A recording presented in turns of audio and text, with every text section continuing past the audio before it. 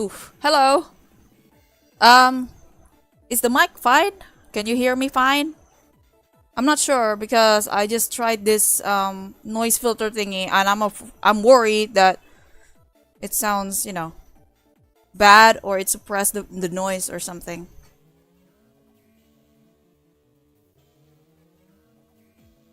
Oop. Sorry about that.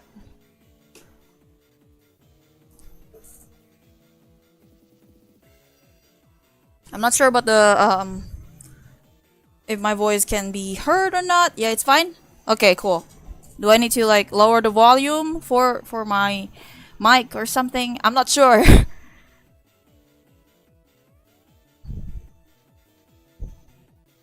I've you know, I can't really, I don't have the tools to check that out.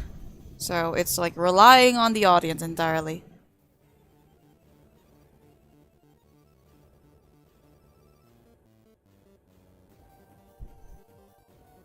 What was that? Like, I'm just wondering if like this noise thing.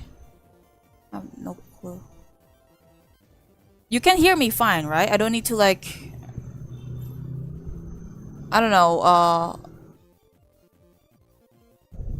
to turn up the volume for my mic and stuff. Because that happened before, like 2 streams ago, where apparently because of the noise filter I had on, my mic sounds very, you know, hard to hear. So I had to change the filter and stuff. So just wondering, hopefully you can hear me fine. If there's problems, I can just turn off the noise suppression filter and stuff and do slightly lower. Oh, okay. How's now? Maybe lower? Like that? You know, before we properly start the stream, maybe just testing things out first. I have no, you know, I can't really hear my own voice right now. And I'm afraid that if I'm opening the other a bit higher. How's that? How's that? How's that? Do I need to...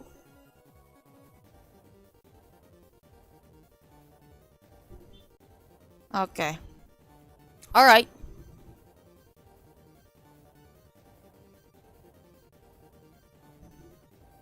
Hopefully that's fine then. Hopefully that's fine. Hope everyone's having a nice long weekend. Whoever is watching. I had fine. It was nice. I kind of wish there's another day. But we can't be happy forever, you know?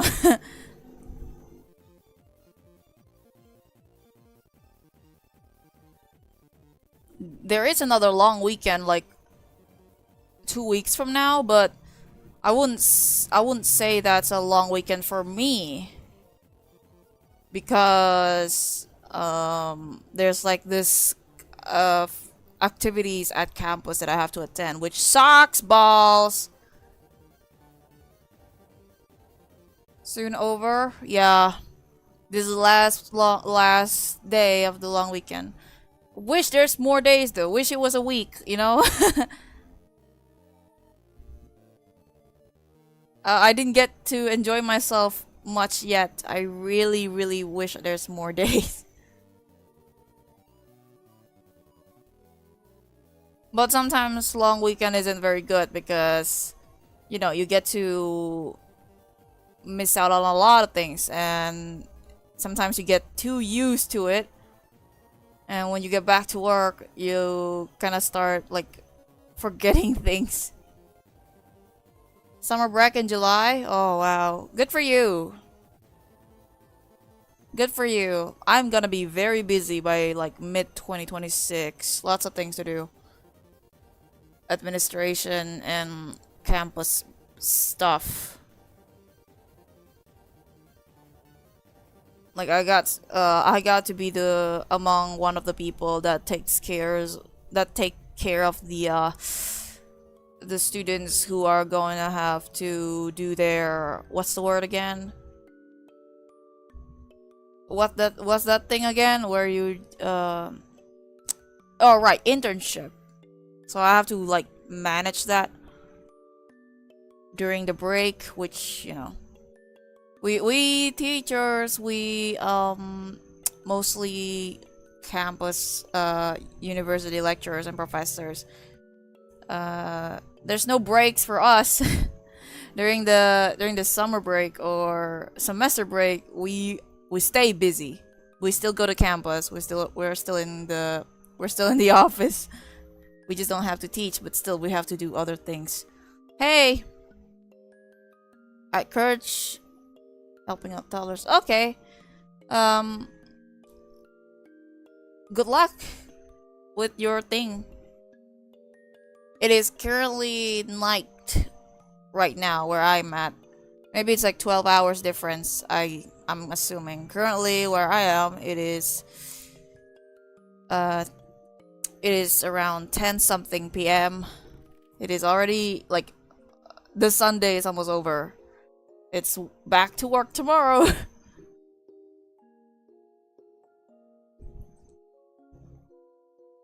So, those who are still those who still have the sun outside, enjoy your weekend. As per usual, I stream when the weekend is almost over. Coffee still hasn't activated? Yeah, I feel you. Coffee doesn't really affect me much. Like, personally. Like, I like coffee. I don't like it strong because I'm a wuss. But I like coffee. It's just that I kind of wish it worked on me. Like those people who always drinks caffeine before they go to work and stuff. To me, it's just... Maybe it's just my feeling, but it doesn't really change. I mean, there is that somewhat addiction in a way that I really, really want a taste of coffee right now, but it doesn't really energize me. It doesn't really get my, it doesn't really get my heart all pumped up or something. Coffee only gives me like it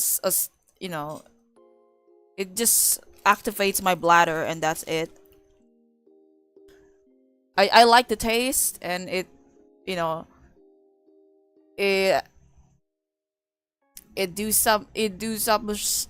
it's doing somersault to my stomach and that's it. I don't know what it feels to have like caffeine, like I mean how it actually feels like. Of course, obviously all coffee and tea have caffeine. The thing is I never really felt it, like, oh, I after I drink coffee I become more energized. I never felt that before. It doesn't change me at all. The only thing that coffee helps me is, getting the stuff in my stomach out, and that's it. Wish I could feel it though, but must be nice to actually feel energized after drinking coffee. Because I don't. I just like, oh, that's task 1 done, drinking coffee, and that's it.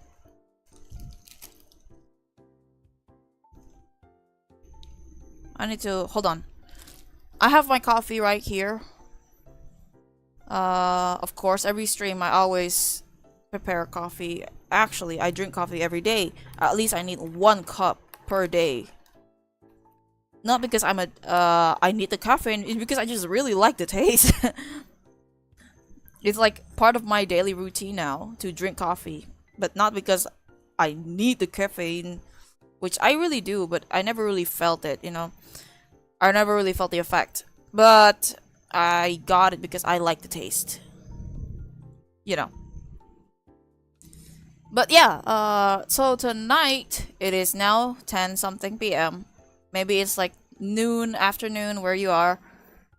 But where I am, it's already nighttime. And tonight, I'm just gonna draw something very simple, because nowadays, it's been a while since I like actually draw something.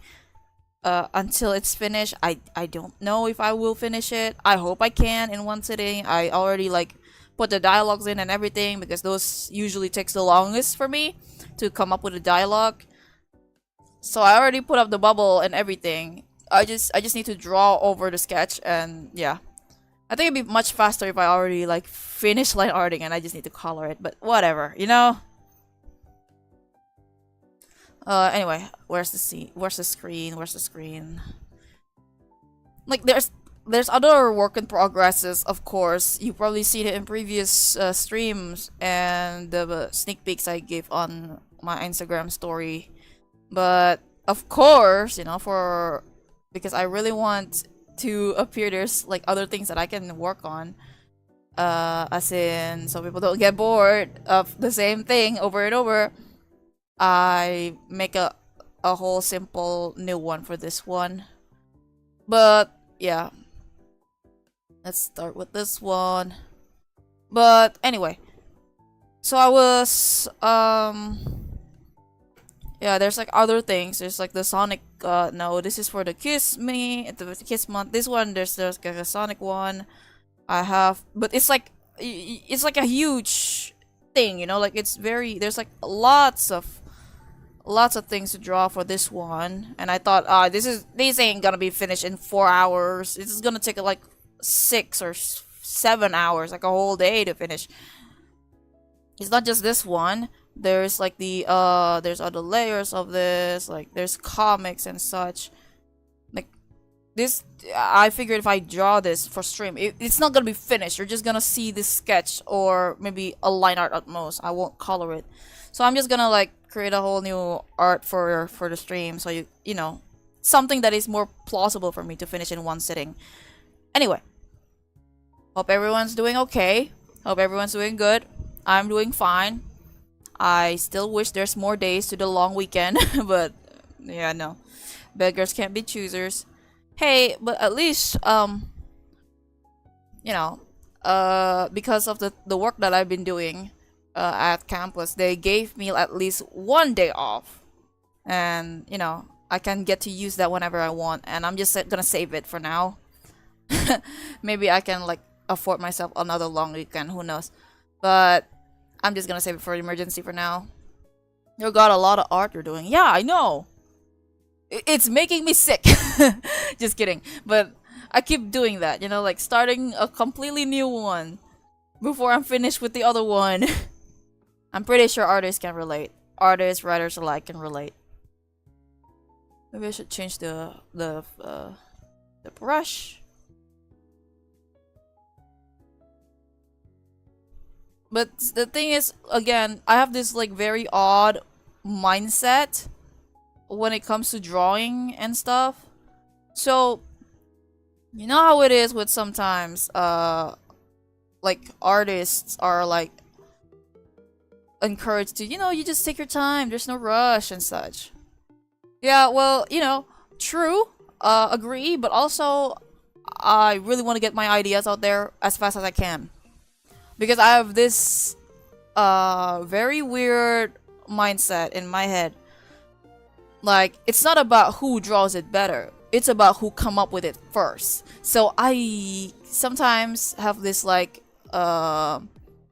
slight I wouldn't say paranoia. It's like a slight anxiety, just a little bit, that I have this great, amazing idea in my head, and I really, really want to want to put it out there.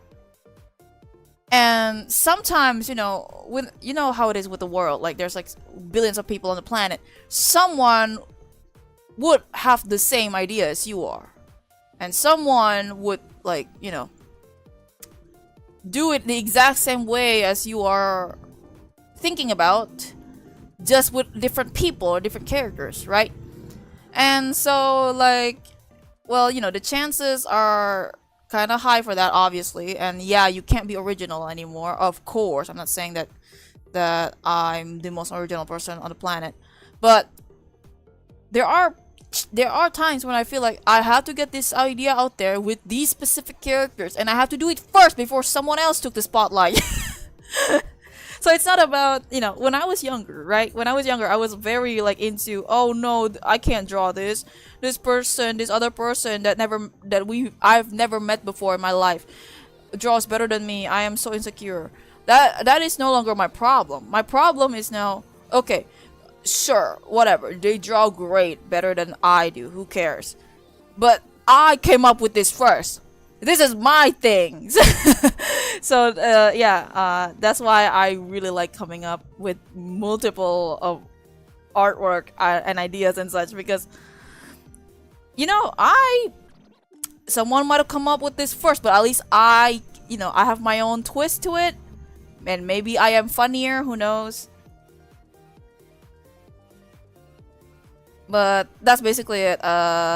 So I'm like constantly having a race with like a straw man of a possibility someone doing this with a different ship. And the worst case scenario, a ship that is like not my favorite at all. Worst case scenario. So I have to be first. I have to be the first. I have to be the one that starts something. I guess this is something that this is like the effect, the long-term effect of Earth-chan really get to me. I really did. Like shit, I have to like create like a trend or something. Not that I want to create a trend, but like I have to be the first to come up with this. I have to be the first to come up with it. Because Earth-chan wasn't my entire thing. What was my entire thing was she wearing a surgical mask and she has like a terminal illness and she looks sickly and she wears the NASA shirt. I came up with those. Nobody did that before me. So, you know, there's always this incentive to be the first of everything. And that's why I'm rushing everything. But only of things that I care about. If it's about like, I don't know, campus, university, or work, I don't care. Whatever.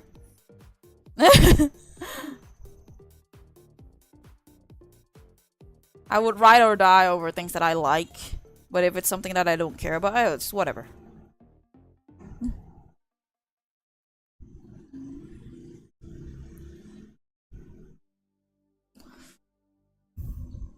Alright. This is gonna be posted on Instagram the moment I'm done. I don't know why it's been like very my Insta has been getting lots of notice lately. I don't know where it came from. Like, I haven't been posting anything huge lately. It's just like the same art and also my Earth-chan redraw, and that's about it. Like, usually what makes like the notif go off is like an animation I posted, which I haven't been posting for a while because animation takes a time to make. It takes forever to make animation. I wish I had the time like when I was unemployed, you know, like oh I have like a whole 2 weeks to finish it. That's fine. No, I don't. I don't like I kind of have this thing I have to post every week at least for like 2 fandoms at least because the other fandom that I'm in, the Genshin fandom, at least can feed itself. It still get new content every week. That's fine. The other 2 fandoms, not so much. Let me save this because it's somehow it's very laggy. I don't know why. Maybe it's because I opened an app or something. Just WhatsApp. It's fine.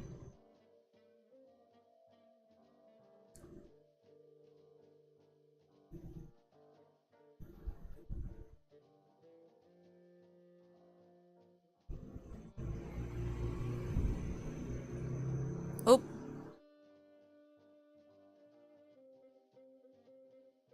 But yeah.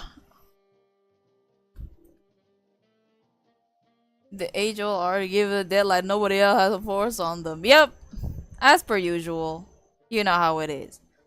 I think someone made a meme about that. Like, oh, you know, I have to post this quick or else people will forget about me.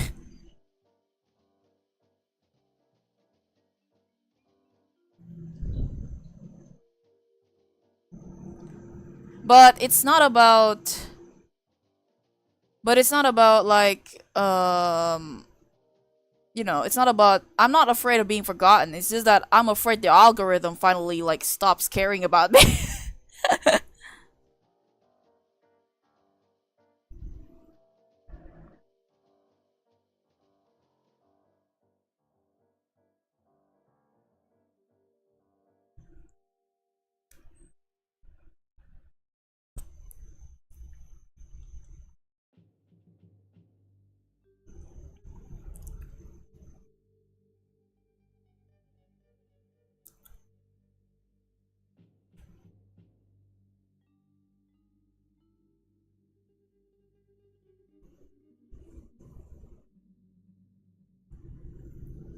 uh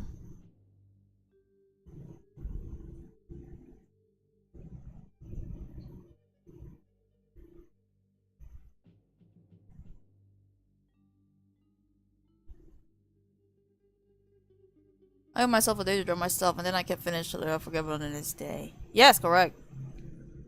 That's how I do things too, because there are times where I have to finish this because by tomorrow I will not care about it anymore. uh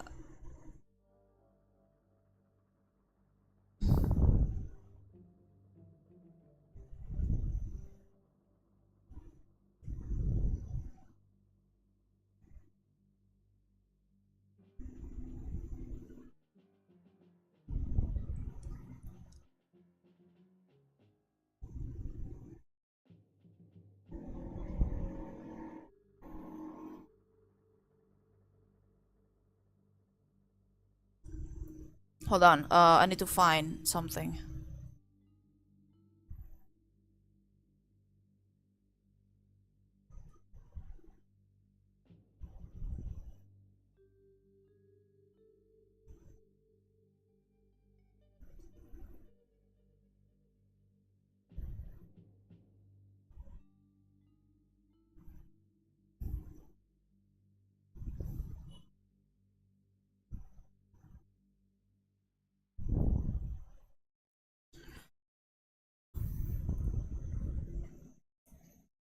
Hold on. Someone commented on IG. I need to reply.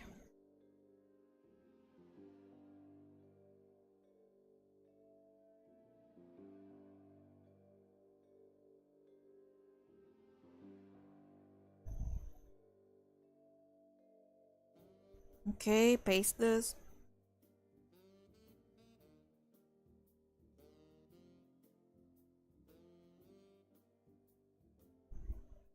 Her name.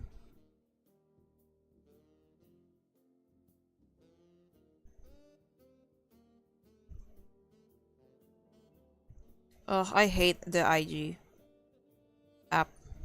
And Tumblr app. Also, I hated it because, oh my god. Tumblr app keep fumbling me the way they, I already typed down like the longest reply to someone's question. And because Tumblr sucks, they can't really save them as drafts for some reason. So, and it's worse in the app version because the moment you change app, the moment you oh yeah, I need to get some I need to get some takeout, and you open the app and you order something. When you got back, that app is refreshed. Like, it's gone. The things that you type is gone. Everything is gone, and you have to retype everything all over again.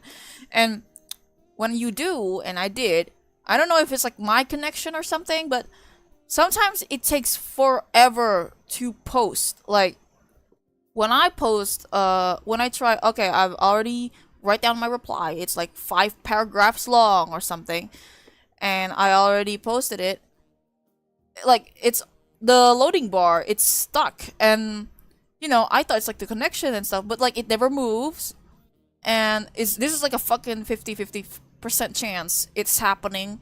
So that's why it's like, it is not helping with my my short fuse, my diagnosed short fuse. It's not helping. It's making it worse. And so, you wait because you already typed forever, and sometimes you just can't wait anymore, and you try to refresh it. You try to change it to mobile data or something, maybe because the connection is like fumbling or something.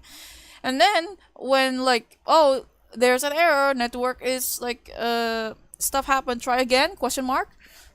And then your reply is gone, and the question is still in the inbox, and you have to type, basically you have to type everything all over again. That happened to me multiple times, and it's just very frustrating. Like, I already put a whole lower dump in there, and then they just refresh on you, and then it's all gone. I don't know what is it with Tumblr, and for some reason when you reply to anon or questions, they don't give you an option to save as draft. It's just either you reply or not. I don't get it.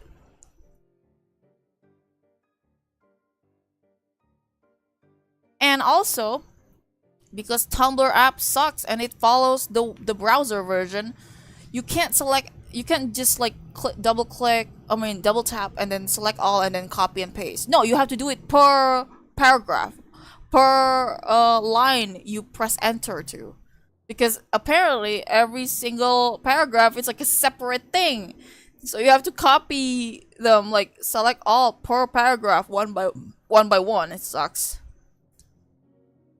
I remember Taco the Snail. That's a elite ball knowledge. Ball knowledge for people who know. If you know, you know.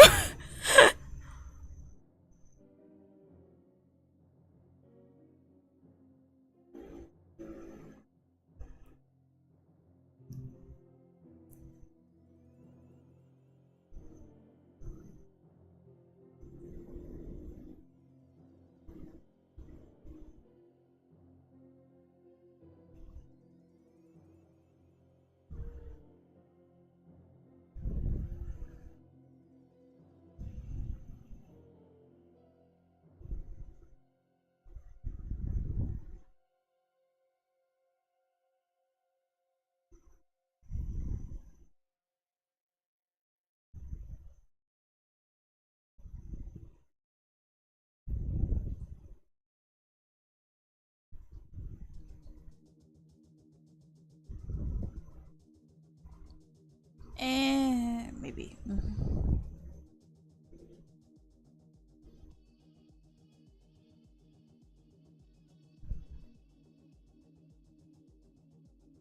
Okay, I just saw some fetish on the timeline. That's great. I asked for that. Thanks, man.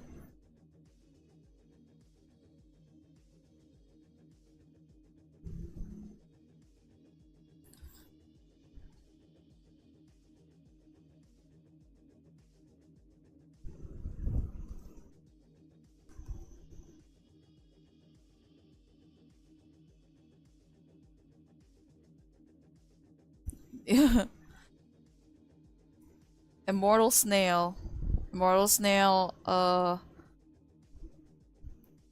variant, per se.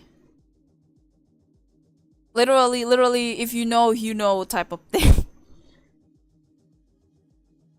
For those who knows, knows.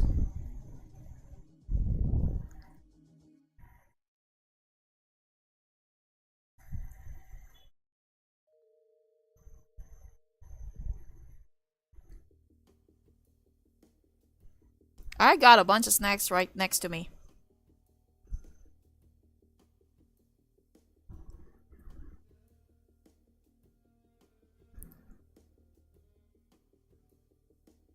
For cravings.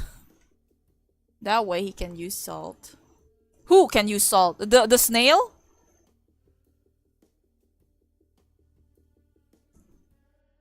Crazy.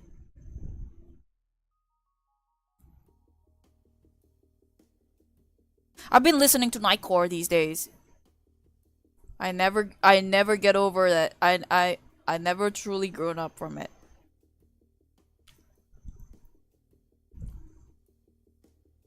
Oh man, this brush is so good to like animate with. Ugh, I can't make animation now. It's gonna take forever. Oh. Animating isn't hard. It's just, sometimes, it really do be telling you the definition of insanity, which is doing the same thing over and over and over again. Drives you nuts. He can use a snail because he's a world snail. Okay. We're just adding lore now. We're just gonna add lore. Lore to the snail.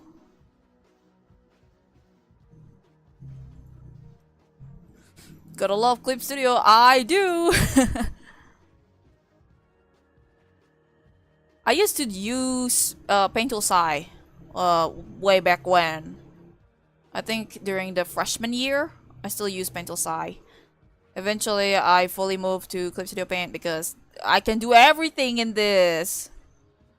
Like, I don't need to like download another thing. And if I were to use Paint Tool Sai again one day, I would like to use it legally.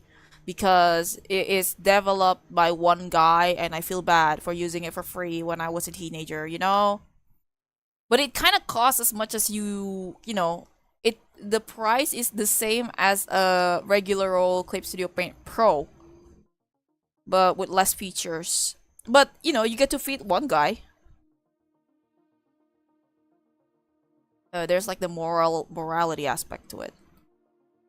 But I haven't been using it, so you know, so far no plans.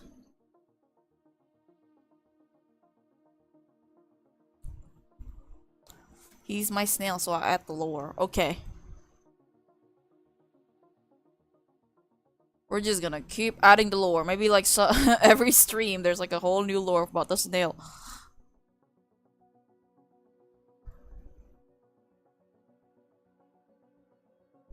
Maybe there should be one in the server, I don't know. But yeah, speaking of the server, thanks for joining the Fling server. I appreciate it. There's for some reason a lot of people in there. I didn't expect that at all. I don't know why there's a lot of people there.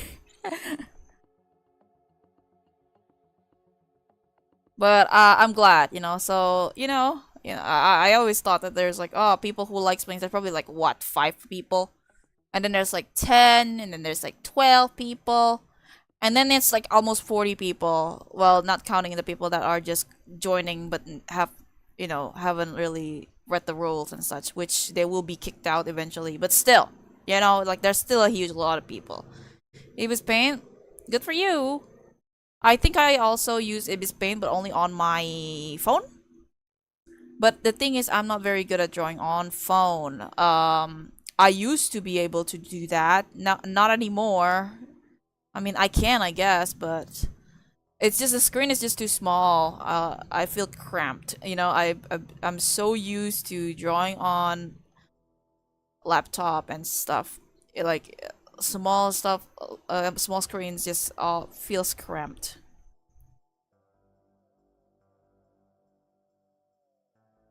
It's getting along well. Yeah, it's getting fine. It's fine. I don't. I'm actually happy, just like a lot of people. I draw on with my finger. Yeah, I used to do that too. I used to draw on my laptop with my finger. I used. It was back when I was in like high school. I used to draw because I don't have money to buy like a tablet, like a Wacom pen tablet. I used to draw with the trackpad. Those like mouse square thing on laptops. I used to draw with that.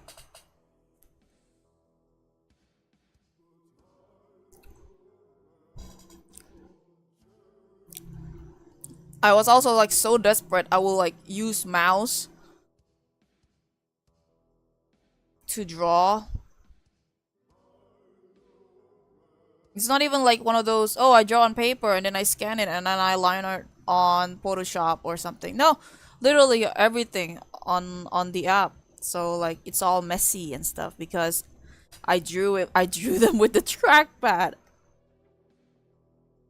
But it's a good thing. I got my pen tablet later on. It lasted so long, like early Wacom products, they last like decades,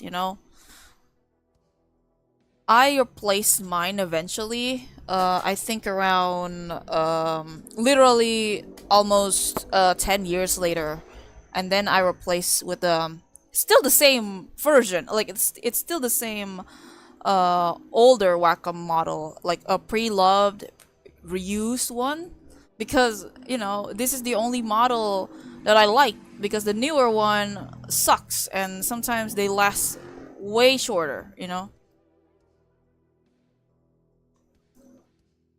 So I just like got like a whole new not new. So at some point, I think it was during my masters, I bought like a used Wacom that still works, because mine no longer works anymore by that time, I think. I don't remember. I think it was either my masters or literally like at the when I was doing my thesis. It's around those time when finally it had its last breath and it can't like work anymore.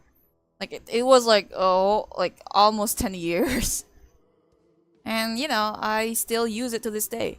I was warned about like using this old model, like it have less sensitivity, it's not as intuitive or whatever. I don't care personally.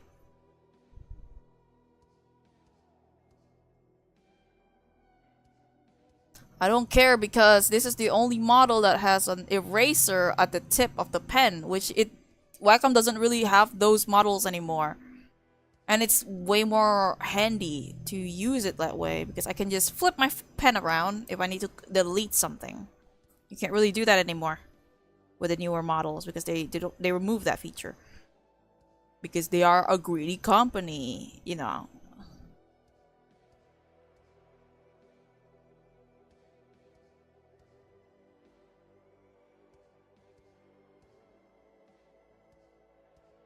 It's a good thing tomorrow the class that I teach will be like, an afternoon class, so I don't really have to. But still, I have to arrive early and do stuff.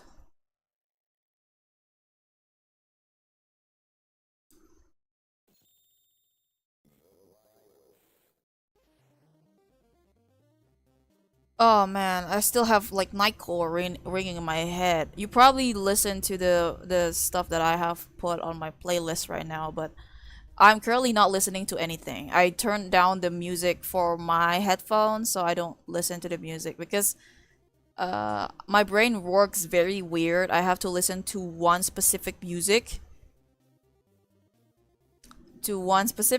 and and it's like the same music until I finish drawing all of it. Something. Because I got in the zone. I get in the zone.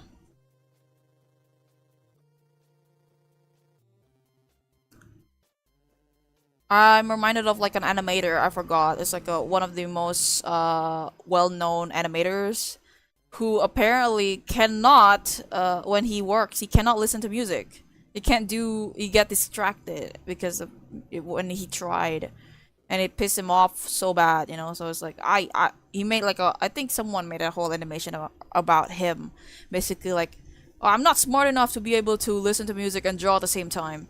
And you know what, it's like one of those things where I just feel like I am kind of lucky to be among the people that actually can do both at the same time. And if anything, the music helps me focus. Like it puts me in the every time I listen to music, it puts me in like this zone where, I'm imagining like a scenario in my head while I'm drawing. Like it keeps my brain entertained, and then I sing along even if it's like the same music over and over and over for the next 4 hours. But it keeps my brain in that zone exactly where I want it to be when I'm drawing this certain scene. And because of that, because I keep listening to the same song, there's chances where like literally after the art is done, I'm like, yeah, I'm tired of this song now. I need to like remove him from my playlist or just not play it anymore until I get that same energy again, or we want to draw something like that again.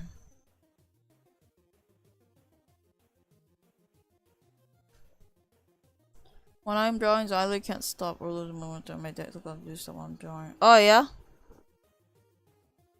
Honestly, mood. That's a big mood. I understand because I'm in the same position as in when I'm in the zone, I expect nobody to bother me, like nobody. Like I get all pissy and I get all irritated and angry the moment like I got in the zone and someone calls me or like need to me to do something, ruins the mood. And sometimes I lost the zone after that, and I get like irritated the whole day. But it's those things that make people realize, and I guess notices way earlier than I do, that I have anger issues. Like apparently, yeah, I need to get checked up on that because someone pointed out that like because someone pointed out, not someone, like people actually, my mom, literally, like sometimes it's even my like different therapists, they keep saying that, I get irritated very quickly. And I thought, wait, is that not normal? Like, you're focusing on things and then people bothering you and then you get angry. Is that not normal? Apparently it's like not very common, as in like showing actual visible anger. But yeah, so I relate to you. I understand how you feel. Like sometimes when I get in the zone, I really don't want to get people to bother me, at least until I'm done. At least until I'm finished with what I'm working on. And then like, okay, the weight has been lifted. You can talk to me now.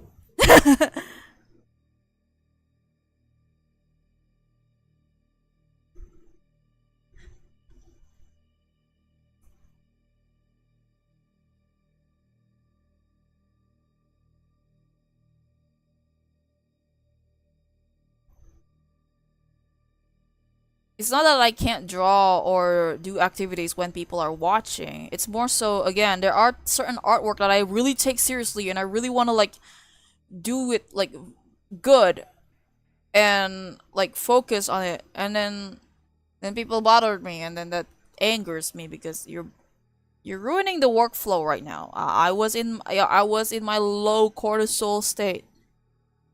And now it's like poof, gone. The imaginary fight scenes in my head is gone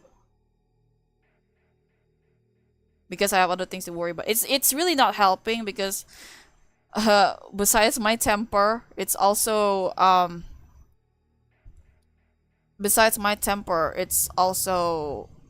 like anxiety. I get anxious all the time, so like it's like a short fuse and like an anxiety. Best of both worlds. Just kidding.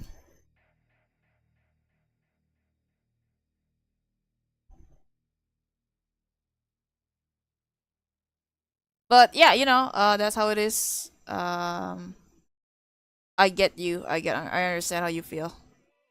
100%. I don't like to be bothered as well.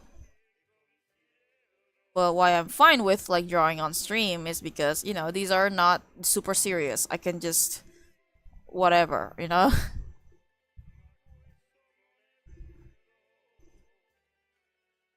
But because of that, sometimes it takes longer to finish it. Represent love. I'm glad there's like lots of like music that try to imitate the 2000s feelings now. I like it.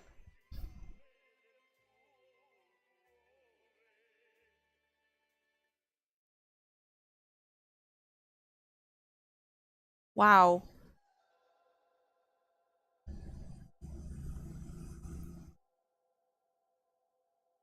Anyway, yeah, like lots of new people in the server for some reason. Why are there lots of people in here? Like 46 people? That's crazy. So that's a lot of people. Church almost over. My battery's bad. I need to go home. Okay. Uh, stay safe. Hope you get to enjoy your day and be safe. I don't know what to say, but yeah.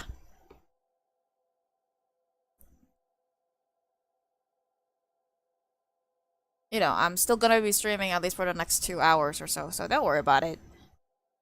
Oh, okay. Don't worry. Yeah, it's no worries. That's no worries. Just be safe even on your way home. But yeah. I'm happy that there's like lots of people on the Discord. I really do. Maybe I'm. You know what? It's probably just me being spoiled. So just ignore what my feelings and thoughts right now. Like just ignore it. Okay, I'm just very very finicky when it comes to these things. Maybe because it's Teen Titans related. Yeah, yes, true. It is. But also there's like a bunch of Sonic fans in it too. Probably because of me because I promoted it on my story. But I didn't expect lots of people to, actually join. But yeah, there's also Sonic people in there too. And again, I don't join this Discord servers often, and it's for lots of many reasons. You know, like I like to keep my distance because not everyone is as like-minded and as finicky and picky as I am. The overlap is real. Yeah, I mean the thing is the overlap makes sense because the collab is currently happening, right? Like there's a collab with the DC right now with Sonic, so it makes sense. There's like an overlap. The Teen Titans also appear in that collab. The thing is, it's like a different Teen Titans. It's not the one that it's not the Warner Bros one, but still, you know, like there's the overlap. It's still a thing. But again, this is just my thought. I kind of wish there's more stricter guidelines. This is just me, by the way, and I don't join lots of server. The last server I joined that is fandom ship related was the Tartali server, the Genshin one, and Tartali server is like super strict because you have no idea the hardships we have to face in that fandom. Like holy fuck, you know, like it's crazy. Just being involved just makes you like it makes you lose hair. It's not about like it's not just about the ship wars and anything. It's like people literally got harassed. People literally got almost arrested over it. And it's crazy stuff. Tala is trying to open a door and it's locked. That's why it's not opening. Careful with the children. They like being like that, you know. But yeah, lots of bad things happening. So like our server is like super strict. We literally do not allow anyone to come in unless we know the person. Like it's like a secret fan club. The amount of members, so the amount of members is almost the same as the current Flink server have. There's like so few of us, and only the same 5-6 people that likes to talk around in the server, because you know.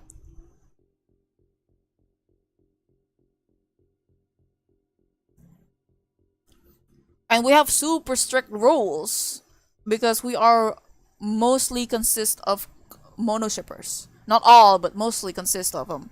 And people who multi ships, they know their place.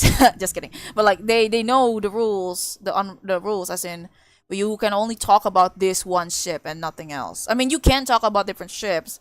It's just not pertaining to the characters that are involved. Such as, for example, I am in the Sonami server. You know, Sonic and Amy Rose from Sonic. I am in a Sonami server. And then someone talk about Sonali, you know, Sonic and Sally from the Sega from the Archie comic. That person gets kicked out immediately because this is not a Sonali account server. If you want to talk about that ship, you go somewhere else. You don't go here. You know? Like it's very strict. It's like that. That's the Tatali server I'm in. And I genuinely feel kind of safe over there because I'm a mono shipper. And people just talking about my interests, I like that. But if it's like talking about, okay, I'm in the Sonemi server and then talking about, for example, Shadowge, you know, or Nakoj, literally a ship that has nothing to do with the characters involved. That's fine. That's okay. It's just that, again, you're not allowed to talk about ships that pertain to the characters that are involved. Even if it's like a ship, because there's this unwritten rules among shippers, right? Because I'm a fandom goer that goes with ships first. I'm not ashamed to say it. It doesn't make me less of a fan. If anything, it makes me double the fan because I actually follow through with both characters and not just one. But there's this unwritten rule that you are not supposed to involve other ships when you're writing things. Why? Because you are kind of starting, you kind of like starting a war, you know? Because now you're comparing two ships. Oh, so you're saying my this ship is better. Is that how it is? So most of the time, right, in like lots of shipping spaces, this is like an unwritten rule. This is like something that only shippers know. Most people don't know that. It's ship wars are crazy, but the thing is, you are not. The main rule is to not instigate it. How to not instigate it?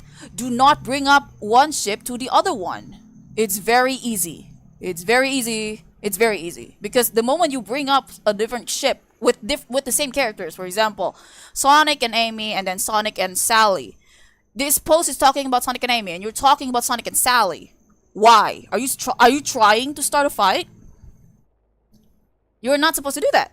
Or, for example, this is a Sonic and Sally post, and then someone bring up Sonic and Blaze. What for? You know? Like, I think it's common sense. It is it's common sense for shippers, but with people who just like the art or just doesn't really bother with it, they don't know that because the thing is it is part of the boundaries being set. And you have to respect that. Well, how do you respect that? By not bringing other ships. This is why I made like a post on my IG a while back. It was on a story. I said something like, you know, if you just wanna like bring up my ship in a fan work and they just exist so you can break them off, I'd rather you not tag the ship. I'd rather you not let the shippers know because you're just pissing us off. Oh, I'm gonna put Kid Flash and Jinx in this fanfic, but I'm gonna show how awful they are. Hey, I'm gonna steal your kneecaps. How dare you? I'm gonna put Kid Flash and Jinx in this, but eventually they're gonna break up because Jinx is cheating on him with Cyborg. I will kill you on Minecraft. Are you trying to start shit?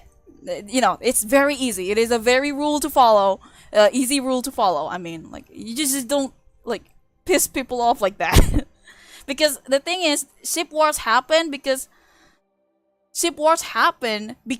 the fans seek content for them and then see something that is not for them. That happens a lot. I think someone did it before. Like someone makes a ship post in like a Young Justice universe. Of course, like the canon ship there is like Spitfire, right? Like Kid Flash and Artemis. Okay, whatever. But then this person, they put like Jinx and Kid Flash ship in the tags. And it's like, oh, and then I have to read the fic that they write, and I find that not only they write Jinx out of character, but she's also very annoying, and also Kid Flash ends up with Artemis. So like, what's the point? Are you trying to rage bait me? It's working, by the way. I have a short fuse. It's working. If you're trying to piss me off, it's working. And apparently, I guess someone like advised them to change the tag, so they did, and it's no longer appearing in my radar anymore, which is good. But I could have not seen that, you know. And that's the thing with ship wars, right? If you don't want to start shit, don't bring up other ship that involves the other character into a conversation that has nothing to do with them. If I'm talking about coffee, don't bring up tea. You know, if I'm a vegan, you don't bring up meat in front of me. It's kind of like that. Yeah, it is. I mean, yeah, at the end of the day, it's just an opinion. I'm not like saying my ship is better than the other. No. It's boundaries. You know? Like, I'm a fling shipper. You don't bring side jinx into my face. I'm a fling shipper. You don't bring this other ship with Kid Flash into my face. I don't care how canon it is in other universe. I don't perceive them as exists in my world. So, you know. But that's how it is with mono shipping. It's even multi-shipping too, you know. Sometimes you just are not in the mood to see this other ship. Like, you know. So the best part is just to keep your boundaries. But the thing is with ship wars is like it started because someone has no boundaries. Like, clearly this person is vegan. Why are you suggesting meat? It's something like that. But anyway, that's how the server that I'm in, the Tartary server, operates in. So like, even if you ship, for example, Child or Zhongli with someone else, you don't bring it up in the server. Because that's just boundaries. That's just like, yeah, that's the norm. You're not supposed to talk about them. You only are allowed to talk about, if you're talking about Child or Zhongli ships, you only talk about Child and Zhongli. You're not supposed to talk about, oh, I actually like Zhongli with this other person. No, if you want to talk about that, you go to a different server that supports that. So, you know, you pick and choose. You don't talk about everything to everyone. And, you know, I don't expect the Flink server to be that strict, but again, I would appreciate there is a boundary being set, as in, hey guys, I draw this Flink's art, but there's like a little bit of this other ship in it, so content warning in case you want to see it or not. You can just put a spoiler tag on it. So it's like, it's blurry at first until someone clicks on it. That's fine. I think that's great. So I can choose to look at it or not. That's literally basic fandom etiquette.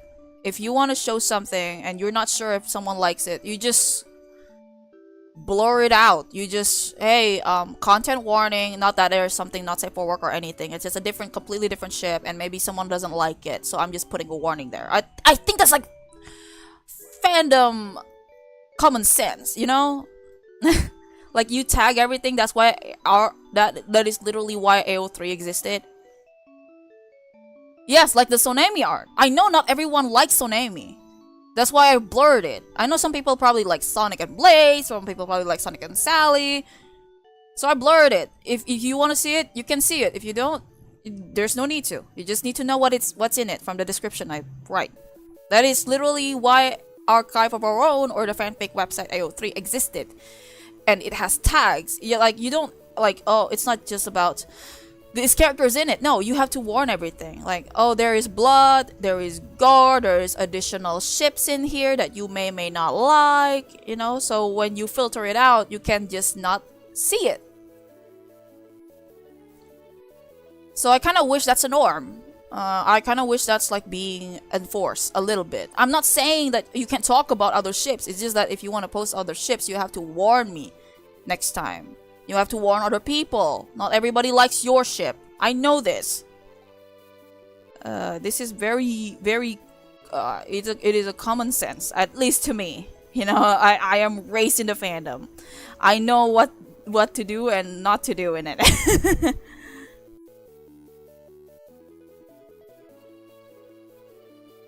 So, because of the growing numbers of members, I hope the rules get a little bit more,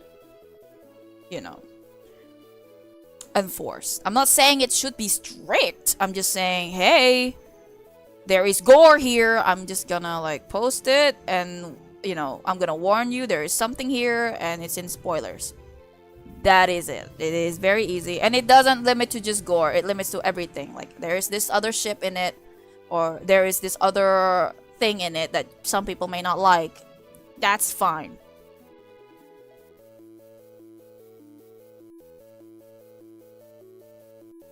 But that's how it is. The Tartali server is way more strict. Like, the moment you talk about other ships, it's like, you're done. You're done. You're out of here.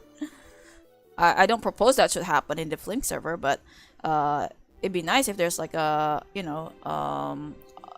when you post something that pertaining to different things, and especially ships too, you put a warning on, because I really did not want to see other things ever. My Discord profile is literally mono ship only, as in, if you want to talk about ships, please only talk about if you're talking about Kid Flash and Jinx, specifically, only bring up their ship to me. Do not bring up other ships pertaining to them to me, because I will try to not talk about it in further detail ever. That's why when people ask me, like, what's your opinion on this Kid Flash / Jinx ship, like a completely different thing, I'll be like, no opinion, because I don't ship it. Like, if you were asking for my true opinion, I might get cancelled. Heading home, careful. Because, I think it's very stupid, especially in fandoms nowadays, that you are expected to tolerate seeing things that you don't like. Like, someone, like, you are allergic to dairy, and someone puts, like, a milk on you, on your, like, in front of you, and expect you to drink it, and expect you to like it. Like, and then you're, like, lactose intolerant. Like, I think it's so bizarre. It's like, we're going backwards now.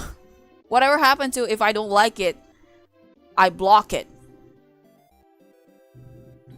and I'm not like forcing myself to enjoy the things that I don't like. Like whatever happened to that?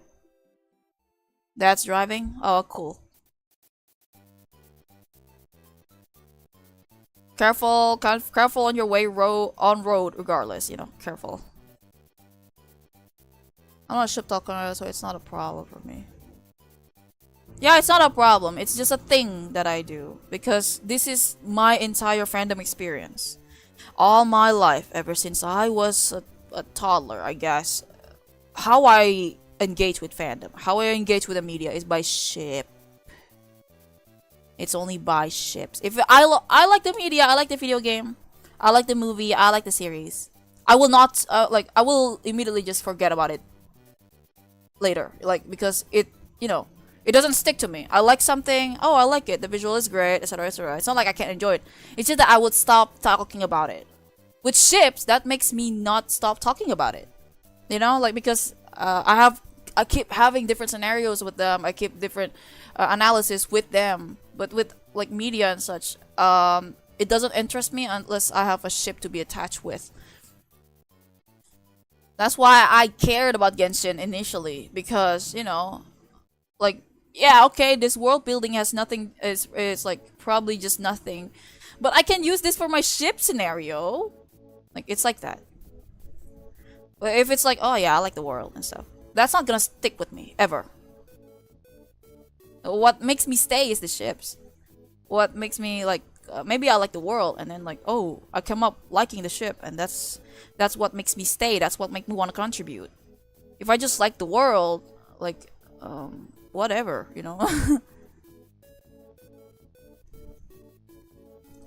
It's not like I can't like it. It's that again, to make me stay, I have to like the ship. If it has nothing to do with ships, then alright, it's okay. And then I do nothing with it. Because if I want to theorize about the world and such, I can just go to Reddit. I can just ask some like lore analysis to do that for me.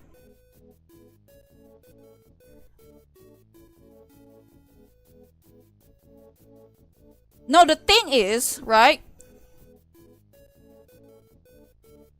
Fandom war happened because you bring up the wrong things to the wrong people. It is very simple.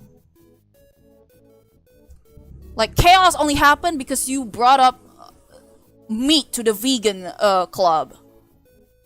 So like you can yap, you can talk about your ships. Of course, 100%.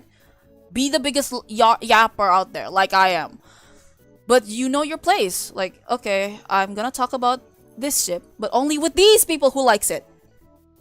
I'm not gonna talk about it with these people if there's like some jerk out there that hates what I like. I'll just block them. That is the fandom thing.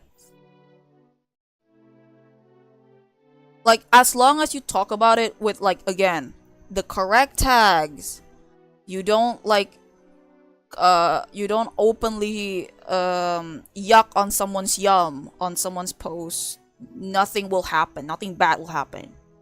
It's only happening because you probably tag it wrong, or you like there is this secret fandom unwritten rule that if it's like a ship art, you're not supposed to tag the company that is associated with the character. For example, I draw Sonami. I am not supposed to tag Sega or Sonic Team.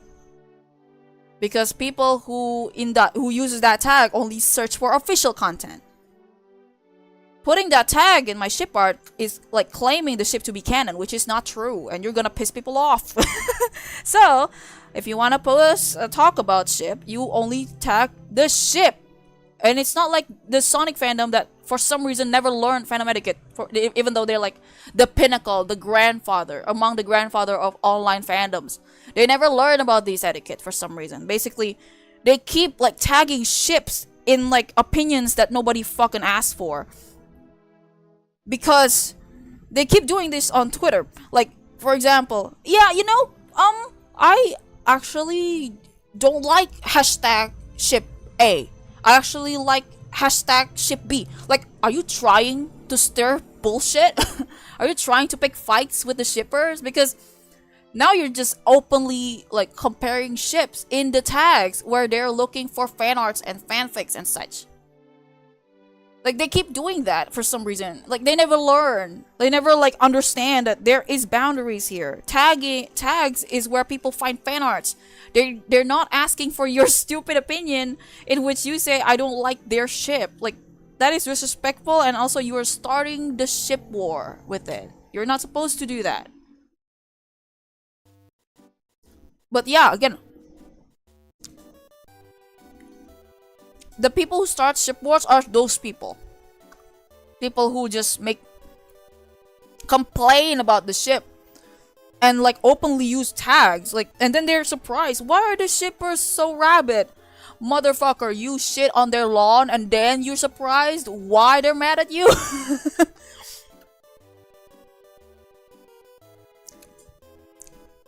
It's the same thing with like other ships. It doesn't limit to just Sonic fans, but again, there is a fandom etiquette to this.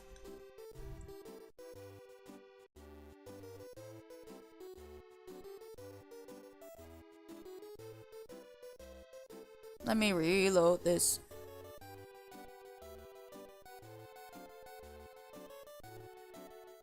It's not buffering or anything, right? Because I got that yellow error thingy.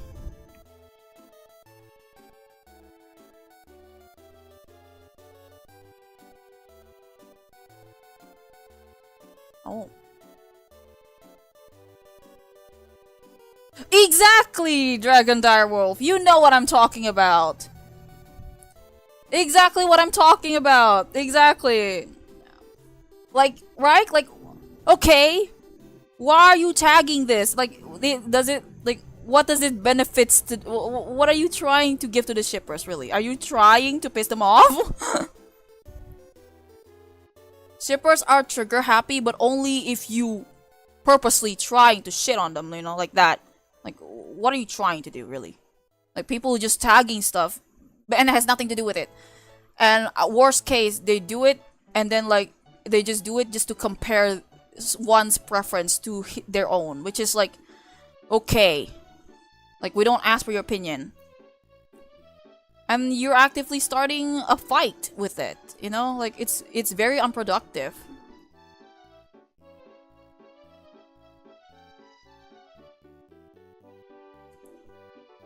That's why sometimes, you know, in some art, I don't tag, like, I don't use all the tags. There are some Flinks art that I genuinely just want Flink shippers to look at. Just the Flink shippers. Just for the Flinkshers who likes Flinks. Sometimes.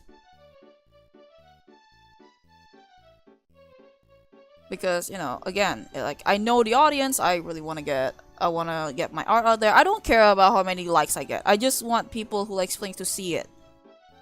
But, you know, again, the reason why I still have to tag everything in Tumblr, because, number one, Tumblr, number two, you know, this ship has not been prevalent for a while. Nobody probably doesn't remember what it's called, like the ship name. It doesn't even have a Japanese ship name, which is, like, bizarre to me. So, like, yeah.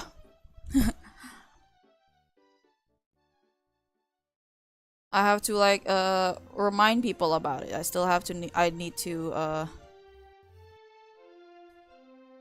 put it out there in the spotlight. If Flinks is, like, huge enough, I would just tag it by the ship name and nothing else. I wouldn't tag Wally West. I wouldn't tag DC. But it's not, so, you know, slow process. I do that with Sonic. I just tag it like Sylvace. I just tag it STH. Because I just want people who like Sonic to look at it. I just want people who like Sylvace to look at it. Very strict. I like the side BAU stuff. Cool. Yeah. You know, like, side B is also like a whole different tag on its own, so people can look at the world building specifically. I've seen people play 30 different tag housing. Oh man, you understand how it feels, man. Exactly. That pissed me off. Like, okay, what does this have to do with anything? I've seen this with some fan work too, especially on AO3. Like, they take all these bullshit, and for what? Really, like, you're just wasting my time. I look at it, I try to read it, and there's nothing pertaining what I like in it. Like, why are you tagging it then? To piss me off, to waste my time. Like, it's so bizarre with AO3 too, because AO3 doesn't have algorithms, so it's like relying purely on word of mouth and archival purposes. So what's up with all that tags? Are you trying to get attention?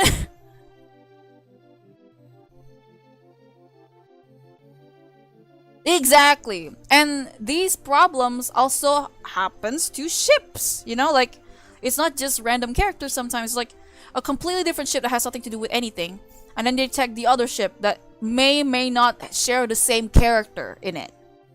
Like, are you trying to piss the people off? It is very easy to navigate through fandoms. I know, I'm active in them, and it's very easy. Like, some people probably saw like lots of discourse around and like, oh, I kind of don't like this thing because the people are crazy. And yes, they are, but also they don't get crazy for no reason. Usually there is a trigger, like someone doesn't tag correctly, someone openly shits on what they like. It's something like that. They may accuse of, I want more people to see it. Exactly, like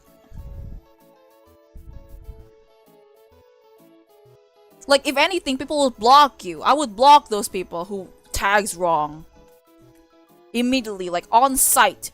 It's gone. That person is gone. Just do the tag to get more interaction. Yeah, that pissed me off so bad. Like,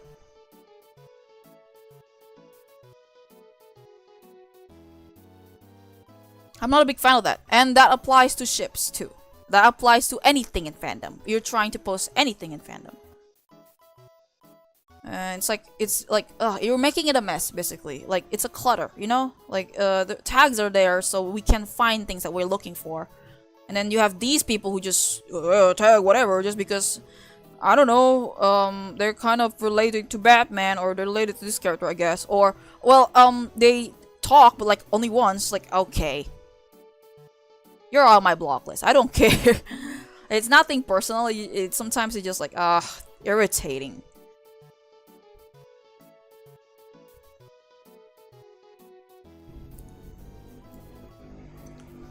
Sometimes, yeah, with ships too, it's like that. There are, again, I've shared my grievances about these particular fanfiction, right? It's like about, like, oh, I don't like, for example, there's this ship being mentioned. Oh yeah, there's this ship. And then, like, when you read the thing, it's like, oh, okay, so my favorite is being kind of shit on by the writer, whether they intentionally do it or not. But because they're kind of telling you in your face, oh, they're not compatible, by the way. Like, okay, why do you put this on my radar then? Are you trying to make fun of me?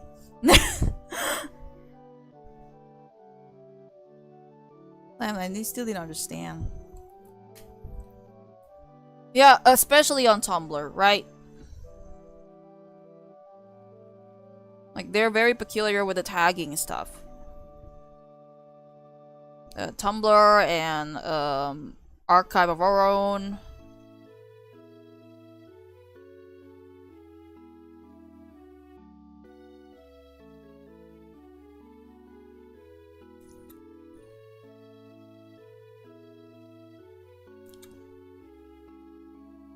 Oh my goodness, sorry.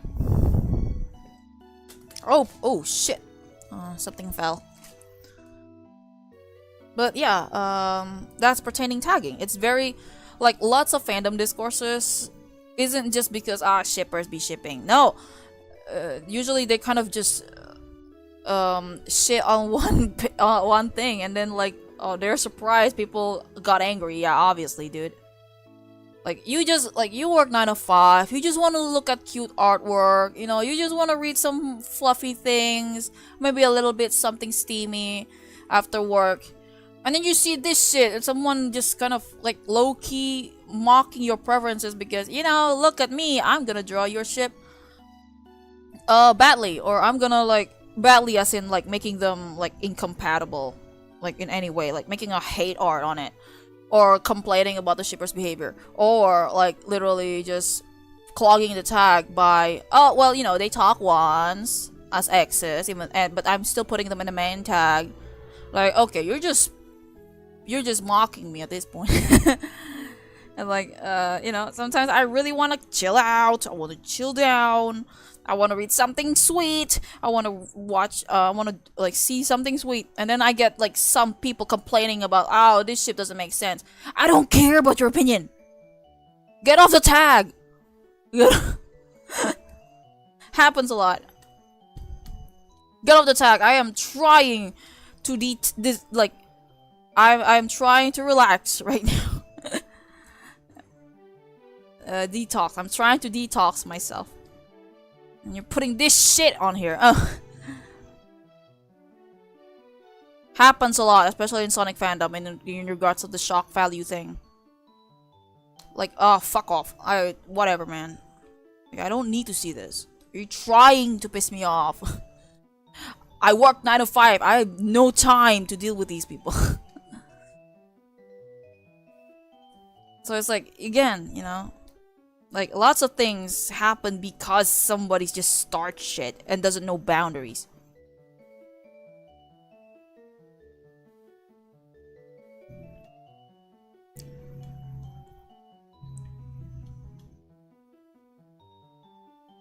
I think Lapin said something about that, like that shock value thing. Oh, they just include Kid Flash in it just so they can make like a fetish NTR art with Jinx. Like, fuck you. Fuck you in particular, by the way.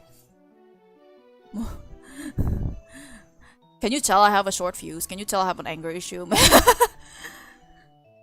But still, I like, am I not like justified in my crash out?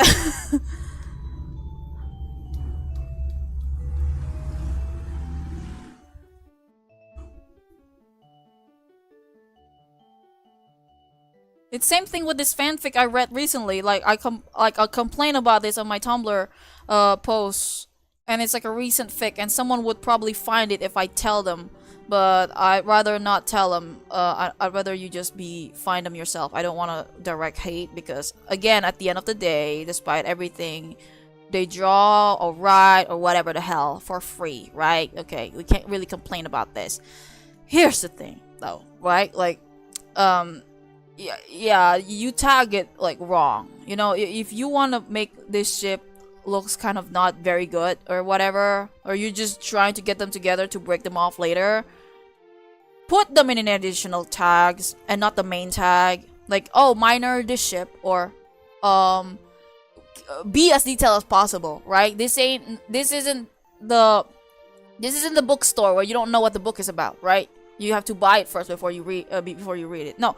This is our archive of our own. This is AO3. This is whatever website you're on. You put the tags in there only if it matters, you know, like to the people who likes them, who are seeking them out.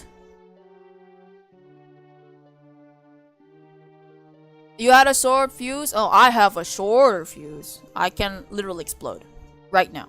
But again, like, if you're there's like a scene where this character is romantically affiliated with this other character, but they will be broken off later, but you put the ship in like among the main tags, you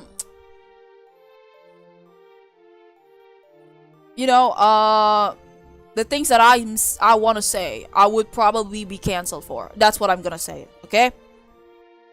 Like, what I'm trying to say, however, is like, you are just trying to piss me off at that point. Like, if you're trying to set my ship together just to break them later, the next thing I'm gonna break is your bones in Minecraft.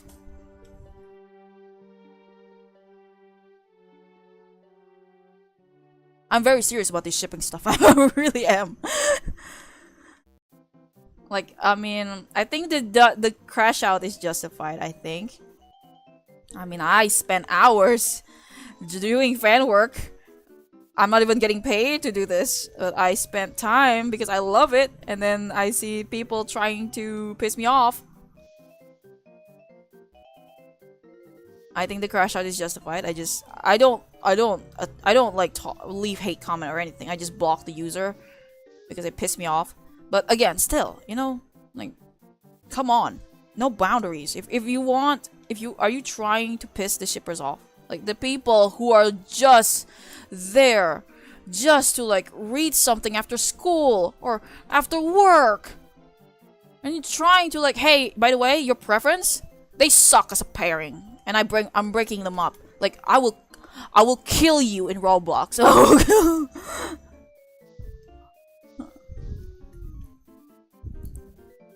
And I feel the same way with, like, for example, I feel the same thing. Like I feel empathetic to people who are also like on the other side of the aisle. Like for example, okay, sure, this is like it involves other ship with this character, but my ship wins in the end. I still feel bad for the other losing ship, because now their fans are gonna get pissed because their ship is getting broken off. You get it? Like, I can't feel good about it entirely. This is just me. This is just my preference. I'm not telling people what to do. This is a thing that I like. Basically, yeah, the fan work that involves two shippings, like two pairings, and they're fighting for one character, right? Even if my favorite wins, I can't feel too good about it myself because, oh great, now the losing team, people who like the other ship, are gonna get pissed off.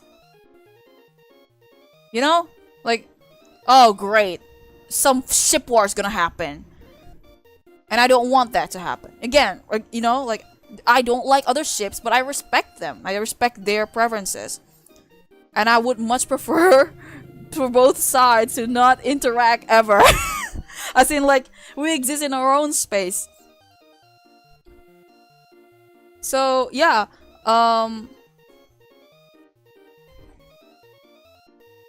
So that's how I feel about it. Even when, like, this happened in the Totally server before. Basically, someone asked, hey, what if, like, this is specifically, of course, obviously, this is a child and Zhongli fan fiction, and at the end, they will end up together. However, this character, Zhongli or child, is, like, dating this other pre-existing character in the game beforehand. Is that okay? And my immediate answer was no.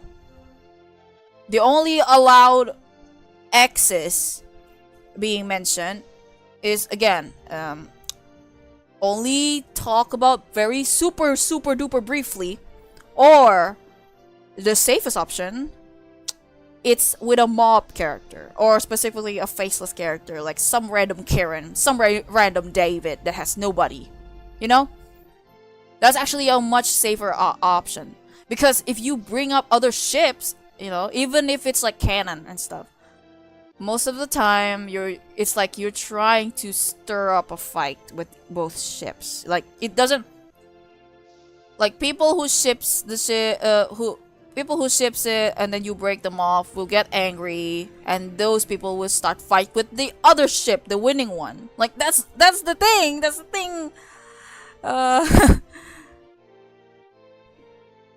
That's why in lots of totally fan art or fan work, right? If they're gonna include like a completely different, like another person in the relationship, like for example, like oh, this guy, he used to date this one person. That one person, it's like some NPC nobody cares about. Literally just some nameless NPC that doesn't exist in game. Like, they only exist in the fan work just to be heartbroken. And they don't even have any faces in fan works because you're not supposed to sympathize with them. Like, literally just a placeholder for the real true love to come in. Now, why it's like different from, again, for example, putting Sonic with, like, for example, Sally, in a Sonemi fic. Because you have both. Number one, you have to tag the other ship, and number two, the losing ship will see it and get pissed, and then will probably the unhinged people, the unhinged ones, will attack the Sonemi pairing. Tsunami fandom, and then ship war happened. That's how ship war happens, by the way. That's why I'm kind of like, I always thread the lines between these. I thread the line because I feel empathetic towards the shippers that, you know, that's in the losing ship. But I also don't want, but I'm also like, pissing myself off sometimes because, oh great, I keep seeing these things that I don't like.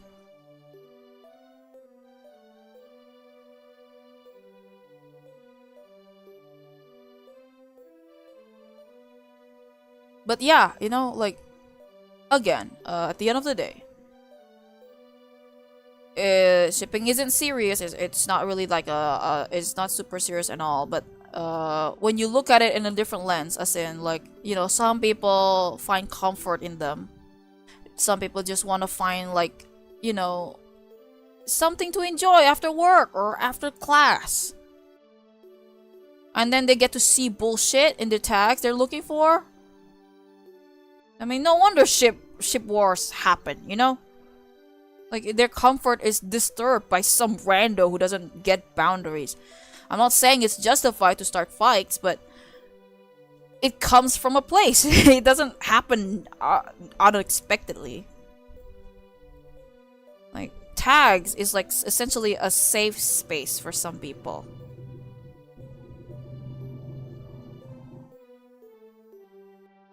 But, you know, shipping or specifically fandoming 101 by yours truly.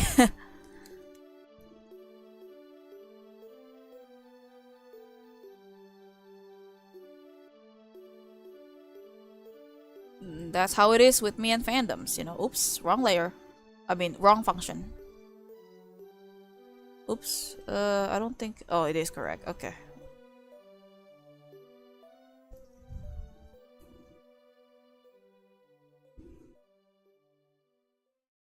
But yeah, that's how it is with shipping. So, and I'm happy that the server gets more members. Hope it gets like slightly more enforced that you need to, like, you know, post with care.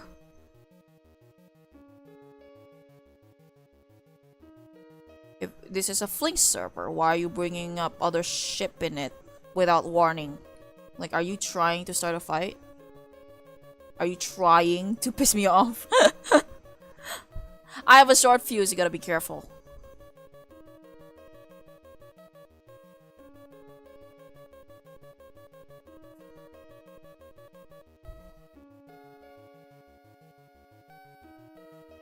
I think if fandom, you know, have the mindset of, yeah, no, not everyone's gonna agree with my take.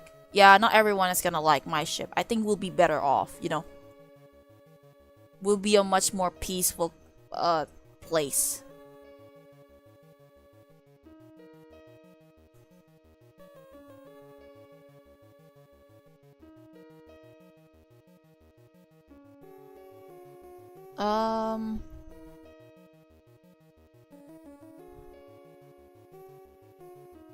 Oh crap.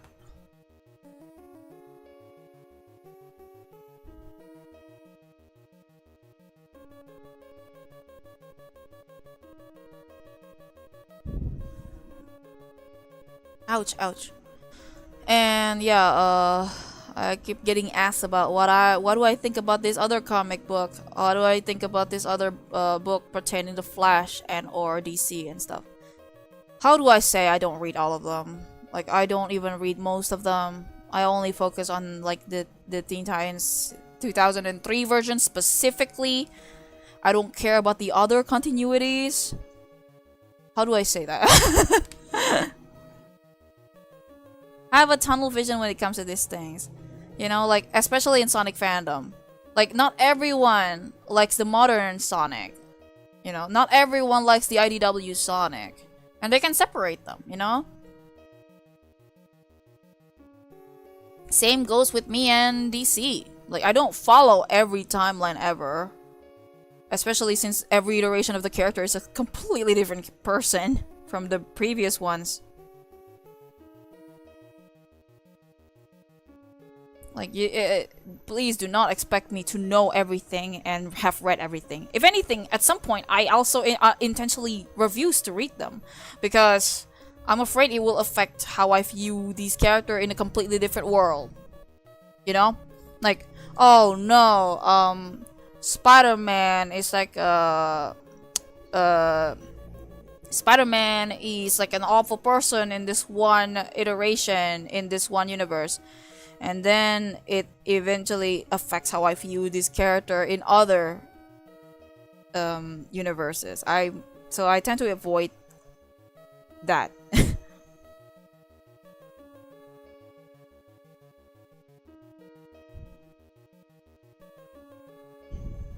Mostly to keep my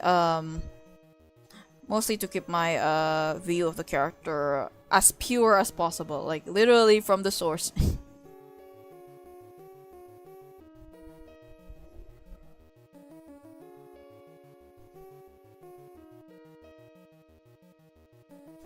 Wow, people get comfortable with their own body. Very lucky. Wait, where was I? Where these people came from? I swear to God, did someone like share my art on like Reddit or something? Goodness me.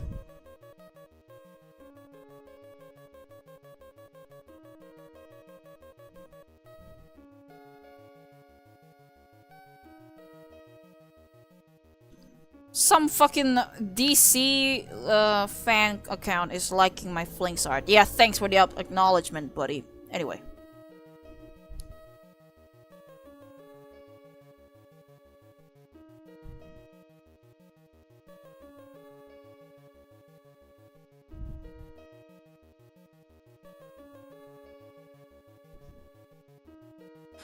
Where these people came from? Jeez. Like, I've had experience with people and like Insta fame and stuff, so it's like, if anything, these kind of like well, I guess the good thing is I don't have to worry about people getting like bored or the algorithm finally gets bored of me. Yeah, like, but again, like, there's usually a slight difference, you know, like, how to say it.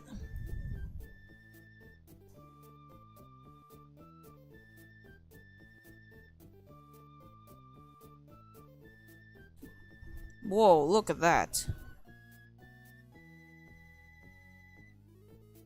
Oh, it's probably because of the Earth-chan thing, right? Whatever. I hope he gives more attention to the other artwork I posted. Anyway. Home safe, don't worry. Oh, okay, cool. Talk with a snail right now? Oh my god. Expanding on the lore. Expanding on the lore. It's probably because of the Earth-chan stuff, isn't it? Did someone post it on the fucking Reddit or something about I'm redrawing stuff again? Because apparently, you know, sometimes I get bored. I just look up my own username on Google, and I saw my post being reposted on Reddit without my permission. Not that I care, but still. Like, is it because of that? And that's why I'm getting lots of, like, notifs right now. I never realized it draw a snail. It's always the least expected ones, right? I swear to God. No. No. Yeah, this is just like old pairing. Whatever. Weak.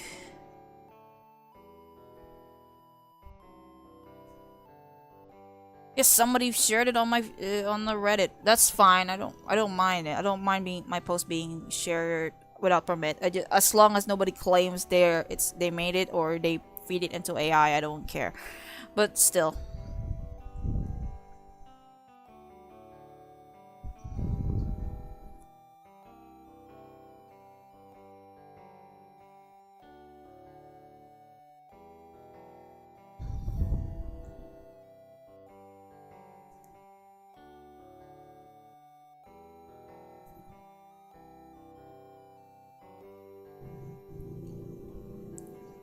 Yes. Sorry about that. I was looking at my Facebook for a bit. Anyway, where was I?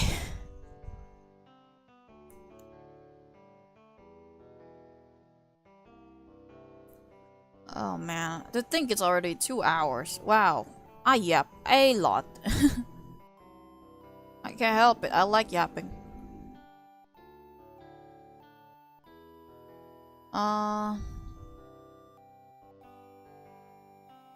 I really like the Teen Titans 03's detail of her, Donna, Wonder Girl. Like they made her hair like all like that for some reason. I don't know why, but I like it.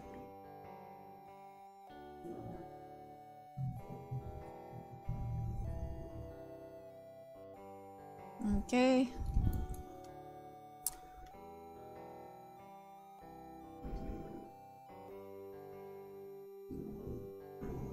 She had the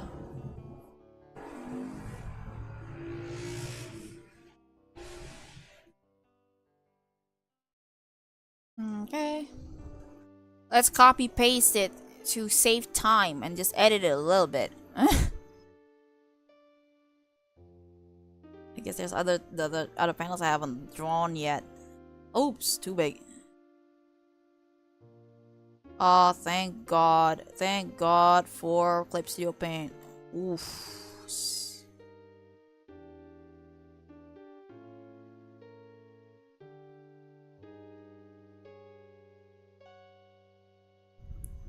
There it is. I think her eyebrows are a little thicker though. Not that's too thick. There you go. Almost done. Oh yeah, not really, you know. I mean kind of somewhat, but this is only layer 1. We gotta go to layer 2, which is it's just a copy paste, but still I kinda have to change the head a little bit so it doesn't look too stiff.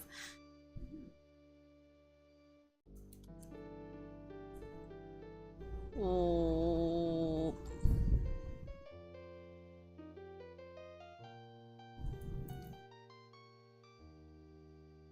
Almost done with one panel, that is.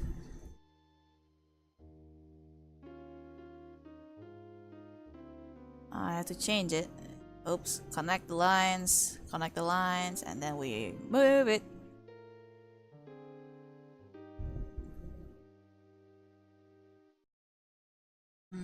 Change the pupil around a little bit, like that. Like that.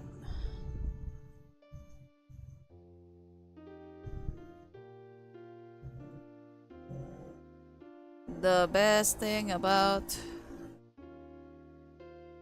Clip Studio Paint is doing whatever this is. You can just delete these. There you go.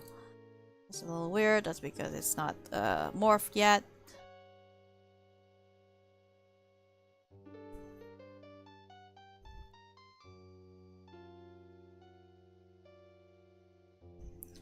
Oof! Ow! Ow! Ow! I keep listening to like very cheesy and edgy TikTok-esque dark romance songs. I can't help but like and I can't help it but like, oh wow, this is very Flinks coded, and I saved the audio and then I have not used them.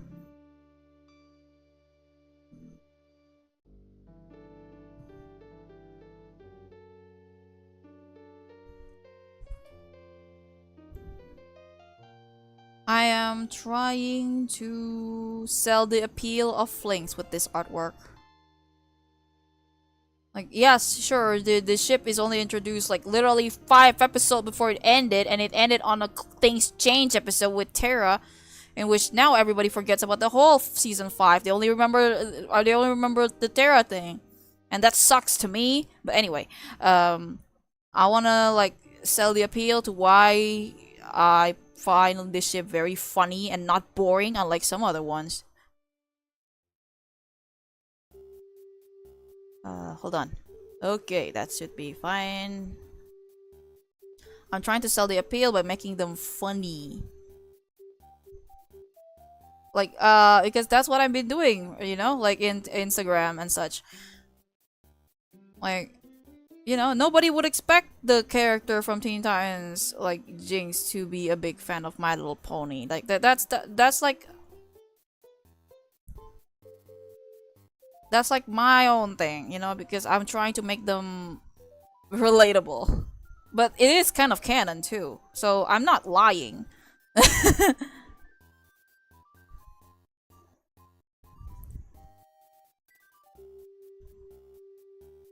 In Teen Titans Go, in which they are wrong about everything, they made it like that's a Raven thing, just because, Terra's strong voiced Twilight Sparkle. Even though, again, that is Jinx's thing. If you actually watch the episode of that show, like not ponies, but like specifically unicorns.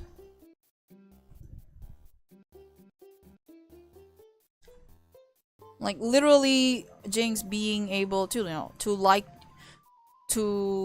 liking mundane funny stuff like that, like silly things you didn't expect her to like, is what humanizes her character. It's what people kind of missing the point of as a character. I think I'm like, can I be obtuse and annoying and like act like I am actually the biggest Jinx fan ever because I actually care about these things? Not even like all Jinx, just specifically the one from the Teen Titans one. The Teen Titans one. Not even the Go version, just this one in particular. Because he actually has more personality than most of the other iterations. Anyway. Never took you for the unicorn type. Yeah. Which, fun fact, other dubs, apparently, not all dubs say that. I think it was the Chinese version that says something like, oh, I never took you for a romantic. I think someone who likes romance. I think that's a Chinese dub said that. And then in the I forgot if it was the Latin America or whatever dub, he instead said something like, I never knew you can draw. I never knew you were an artist or something like that. Like that's so interesting. Like it humanizes her. She's not just some bully girl who was like, shown canonically to be infatuated by someone undercover or whatever. Like she's more than that, and I think that makes her interesting, and I think that's what's missing from these other Jinxes DC trying to make. Like you never humanize her, you never flesh her out, and that's what Lightspeed did in like a couple of minutes.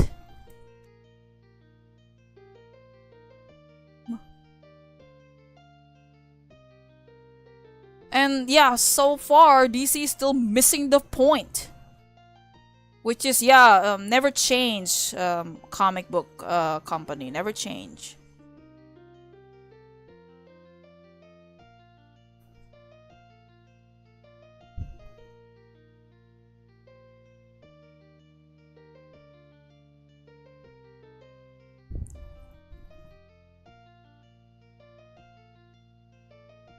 I never really understood this mindset of like, oh, you don't like everything, like every single version or whatever of this character, you're not a true fan.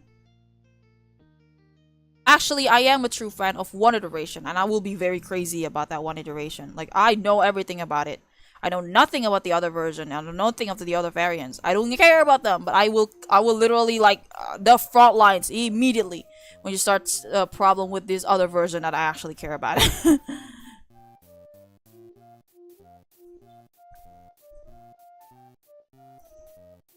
But yeah, again, like it's I personally, this is just my thing. Like I always find it very again, Jinx having these little things, little things is humanizing to her. And the reason why, other reasons at least, that I gave like Wally a similar cringe hobby, like that is a very 2000s to 2010s thing, right? To like, either you're a Sonic fan or either you're a My Little Pony fan. Like that's like the big fandom boom at the time. Like, but like those are like the cringiest fandoms ever also. So, I'm trying to like give them something that is relatable to other people, and also like, again, Teen Titans are not like these cool people. Other characters in the show are known to be cringe, like they are like your typical guys that would get bullied in like the 2000s. But the show, being so ahead of its time, and nobody, like, not everyone gets it, but they are supposed to depict these nerdy hobbies as cool because look, the teen superheroes you look up to also like them. Like, this is the 2000s. People look down on video games and such. Like the video game isn't this sports yet. It's not like this huge like hobby or market yet. It's like this niche thing that only like certain like nerds in your school do. And that's what I'm doing with the characters, like in my own headcanon. I don't stray far from canon. The energy is still there. But again, it's like a completely new thing. Like, of course I'm gonna make Jinx like a My Little Pony fan. Because every people in the Teen Titans, everyone in Teen Titans are cringe. As in like cringe and free. They can do whatever they want. Like, I think the comic said it like literally the high five is playing with LAN servers. Y'all remember that? Like this old thing where, oh yeah, you have to like join my LAN server, so we can play like, I don't know, CSGO or like something. Point blank. Like, those are nerd stuff. Nerds play video games with like that, with your friends. And I want to make them nerds too, because obviously it's like in universe.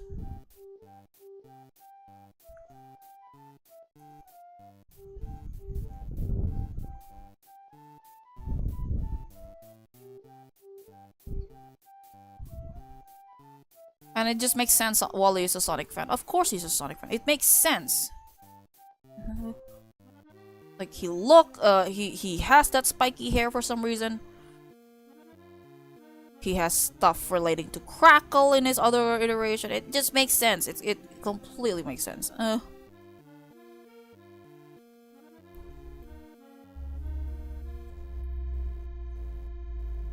Like, I don't need to read the entire Flash book, whatever issue, to know that.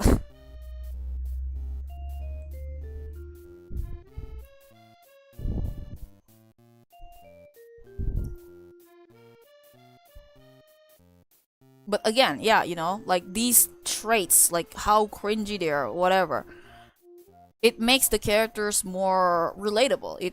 It humanizes them. The moment, like you probably noticed, right? Like the way Jinx talks is different from like from the episode, like from other earlier episodes to like Speed. Like, she's like a completely different character there. Not entirely. I mean, she's still like she's still like a leader to hype or whatever in like Speed. But the thing is, like, there's like these other traits that we don't get to see her in like other episodes. Like we actually see her being frustrated by her own team. Like, there's other sides of her that we don't get to see, and the way she talks is also like different. When she doesn't have to look menacing in front of the Titans or something. Like, or she's exasperated, she's tired, she's like very angry and such.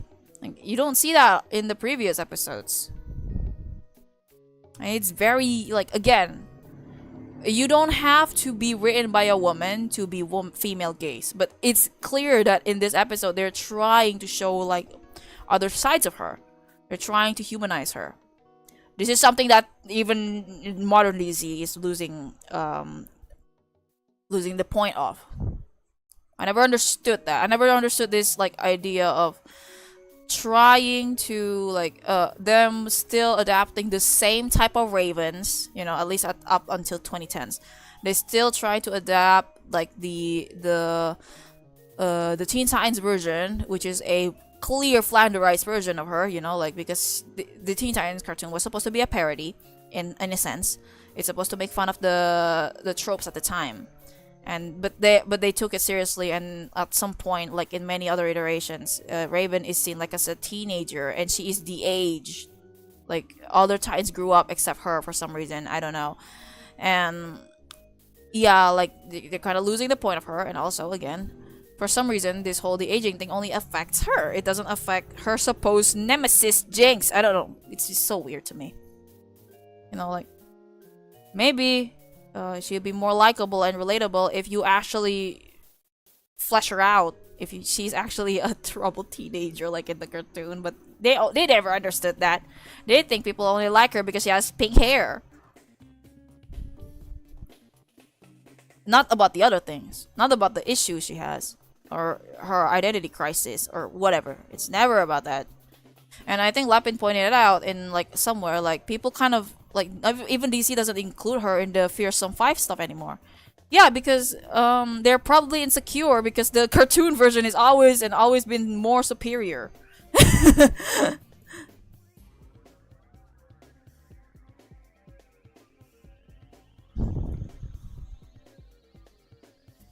It's not even superior because of her looks or anything. It's because they actually care about her character at some point. Like it's not just about evil lady with powers. It's also showing her vulnerable side and other sides that we never knew. Like, oh, she's an artist. Oh, she likes unicorns. Like, you never expect her to be like that. Especially, like, I don't know, maybe it's like a girl thing, but like sometimes you can relate to those, especially if you grew up like surrounding yourself with a bunch of guys. Like you want to appear tough, you want to appear like you don't want to be underestimated. And then there's this rare potential moments where you can be vulnerable with a guy. That's like special. That is like something I don't relate to that, but I can imagine that it's like very very like it is a you know it is a very interesting subject to approach to me. Like, imagine being on guard the rest of your lives. Like, surround yourself with these guys, just so you know you're the superior, you're the alpha, even if you're just a girl, because the world, patriarchy, etc., etc. And then there's this random guy who kind of make you feel things. You feel like a girl. It feels pathetic. It feels weak. It feels vulnerable. That shit's interesting to explore, dude. Holy fuck! And they're kind of losing that. Yeah. So it doesn't have to be romance either. It's like, again, still, it's not like they're gonna flesh her out anytime soon. Recently, I heard that they're making her like a princess or something, and I thought, isn't that like a fucking plot from a fanfic like from 10 years ago? Like someone, this is literally where the name Aline Hayden, which is like a rather popular fan name, came from. There was a time, I think it's what 2010s, I forgot, where there's this fan work that is still ongoing. I don't know if it's like if the person who made them is still making it or not, but they made a whole wiki and everything, and in there they put like her name, Jinx's name, as Aline Hayden. It is not an official name. It's just more recognizable because, again, if you have a wiki, it will show up on the first result in the Google, and sometimes you can find them. And perhaps it's from there, and also perhaps, I don't know, I wasn't in the fandom at the time, but it could have been also because the AU was popular enough that people started, yeah, you know what, I'm just gonna adopt that name too. That can happen too. And in this AU, I don't know if it's a coincidence or maybe, I don't know, whatever. But like in this particular AU by this person, they made Jinx a princess. Like a princess of whatever. I don't know. I forgot. And apparently the newer comic run established her as a princess too. So it's like, are you just stealing someone's fanfic right now? I personally don't view her as that. I really like the Teen Titans 03's continuation and implication that she's probably part of the occult. It's very obvious, because I don't know, it just makes sense, I guess. I really like that. Oh, go ahead, take your time, because I personally just really like this setting where she's like, again, she's part of the cult, specifically the cult that worships Trigon or something. It just makes sense to me.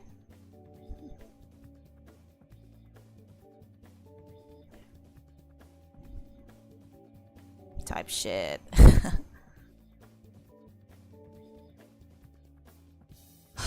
bone-in mac and cheese.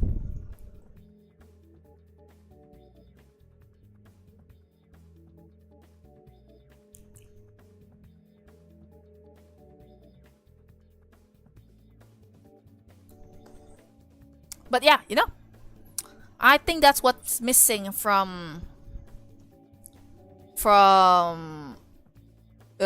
how Jinx is in DC continuity currently, and I guess in most fandoms. I mean fanfics in general. Like you do not try to humanize her at all. Like sometimes just a tough girl who needs no man or whatever. It's kind of boring.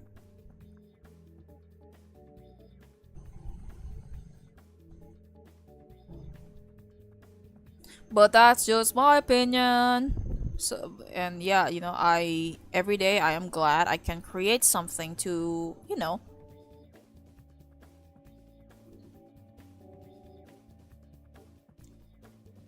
to make do, to make do of it. Ah, this is so funny, dude. Like,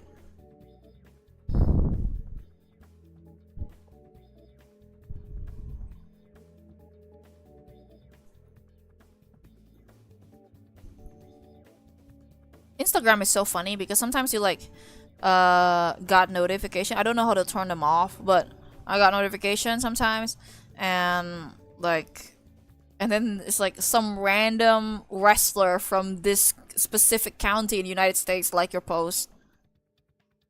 That's cool. Or like, oh, this one vocalist singer from this one thing, from this small band, small local band, likes your post. Okay, cool.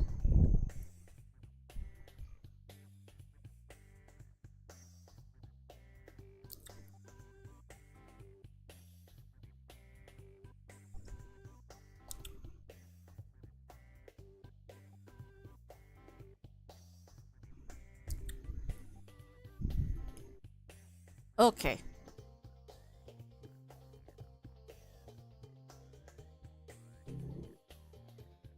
I keep getting comments from my latest Instagram repost. Actually, you know, actually, the Flash in the Sonic collab is Wally and not Barry. And I'm like, motherfucker, did you read the comic? Did you buy the merchandise like I do? Because that is not Wally, dude. Like, you know how they are? They like merging like details with the Flashes because they're so unconfident in themselves. They're so like they don't want to lose audience. So in most merchandising and collabs, it's always Barry Allen, and Wally is just like a comic thing.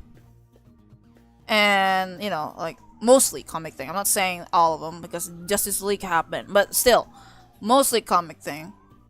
Like even in the movie, right? Like it's Barry again. So it's like, oh, what was that?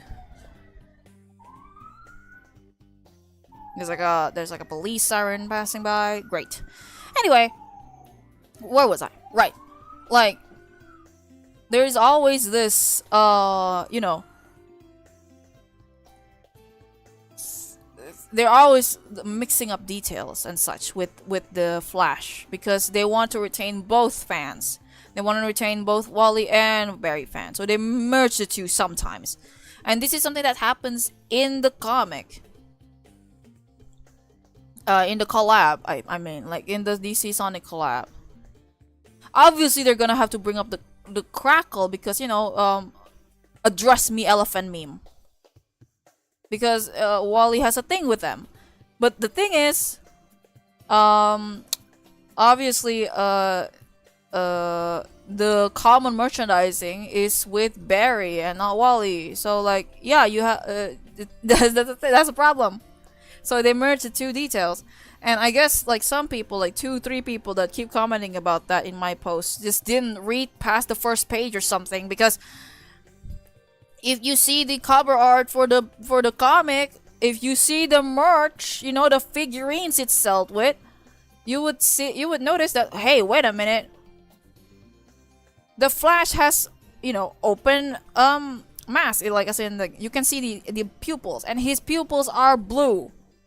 If the pupils are blue, that is not Wally, my guy. That is Barry Allen. The only modern iteration of Wally that has blue eyes is only the 2003 Teen Titans version. After that, on literally any other iterations, Young Justice, whatever, he has green eyes. So like, that is not Wally, my guy. That is a Barry with the personality and some traits of Wally Flash. That's it. Like, had the gall to tell me that, as if I didn't know. Mansplainers be like.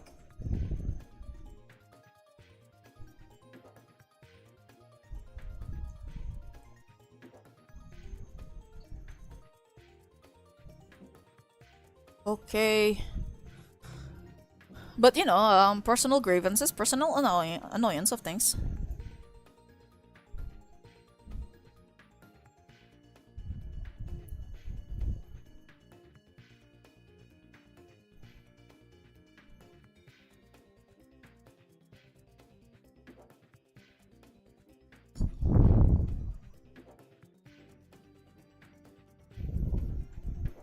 But yeah, sometimes people just doesn't.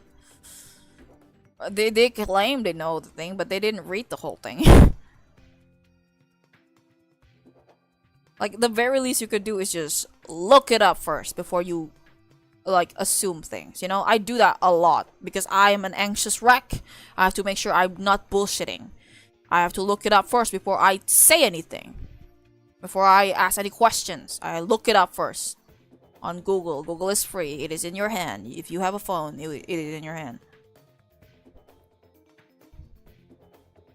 And sometimes they do that, like, oh wait a minute, but like this character, yeah, my guy, look it up first before you're like literally mansplaining to me right now.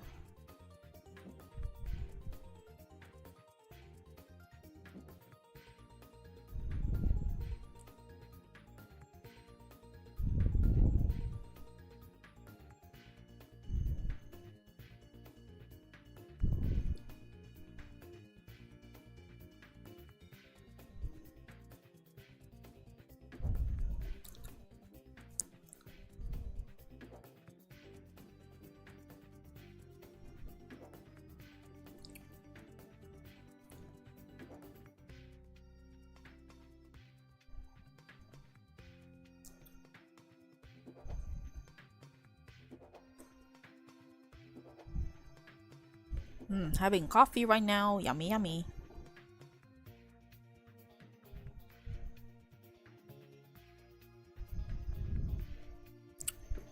Yummy, yummy. Coffee. Oh, welcome back. Ooh.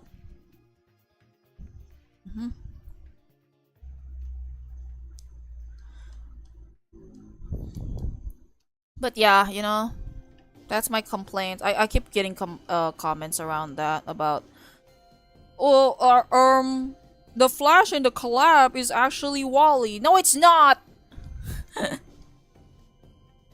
Wally doesn't have blue eyes, my guy. The only modern iteration of Wally that has blue eyes is the Teen Titans 2003 version. In other versions, afterwards, and even beforehand, he always had green eyes. It's just like a very quirky thing Teen Titans 03 has.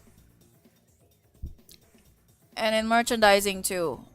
It's very obvious that it's Barry Allen and DC, and being a coward as usual, kind of likes, like, doesn't want to like doesn't like to like pick a side. So they pick like, okay, we're just gonna mix some some Wally West detail onto Barry Allen, because they like to do that nowadays.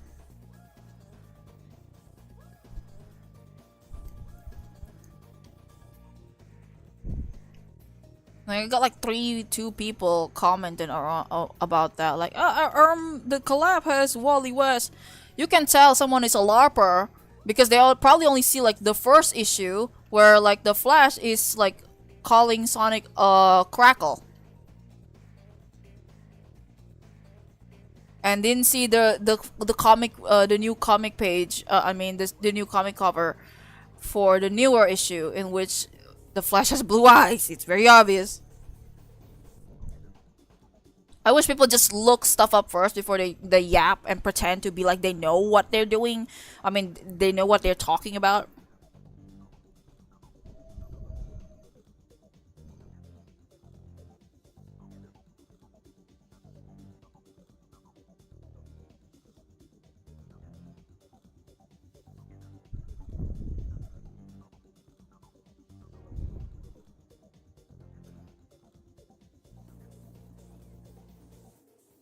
Merch.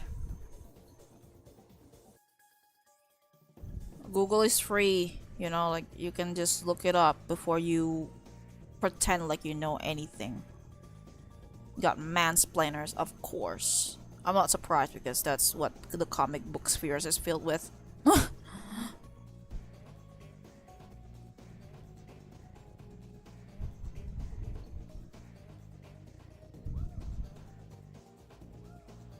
Anyway.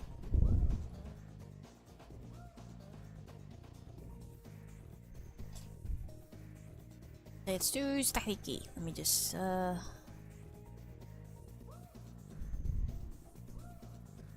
YouTube. And go for creator. Really? Honestly, yeah, I guess you're right. Like a bunch of people who pretends they know what they're talking about, right? Yeah, that happens a lot with Genshin. Sonic too, to be honest, but kind of depends on who you're like middling with.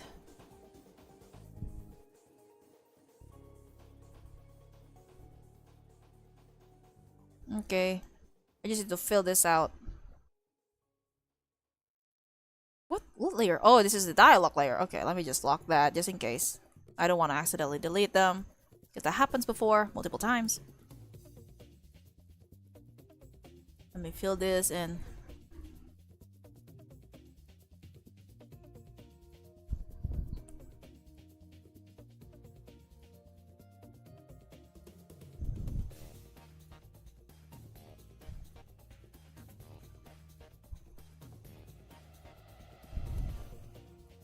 Okay. There's like this one. This is the last panel.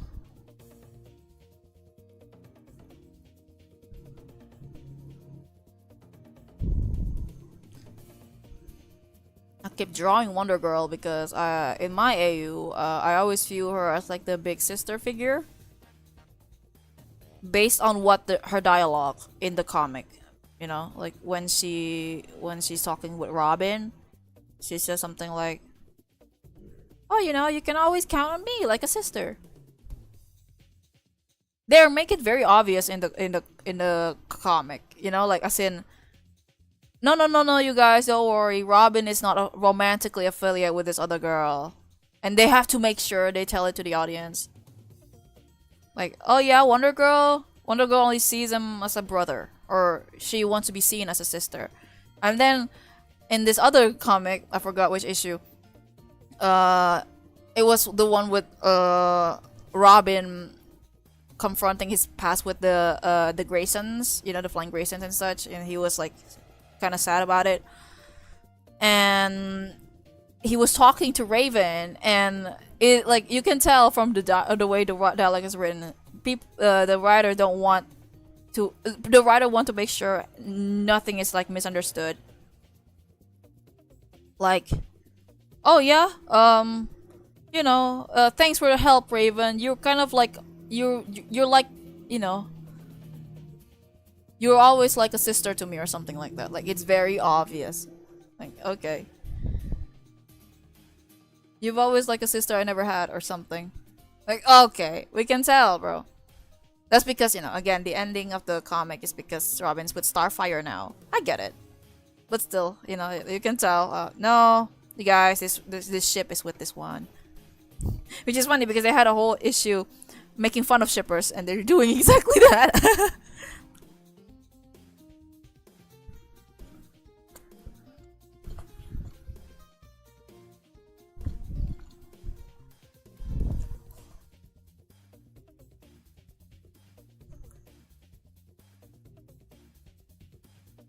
Yummy, yummy. Nugget.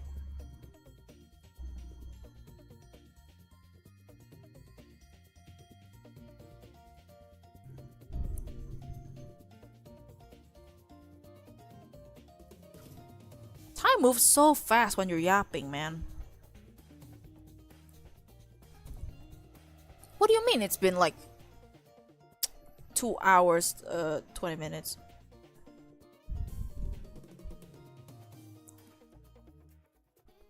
Nope.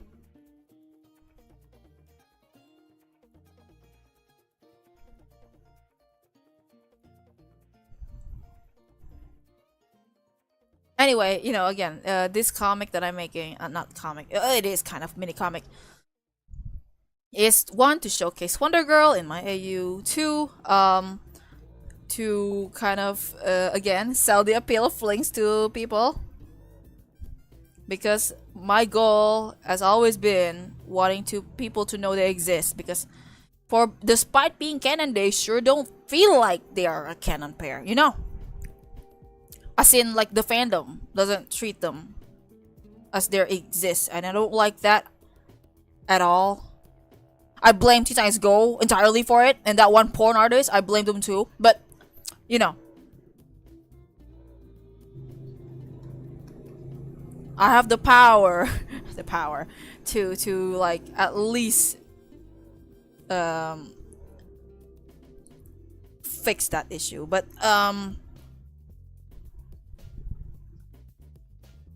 I can't stand that injustice with this ship. Again, I don't.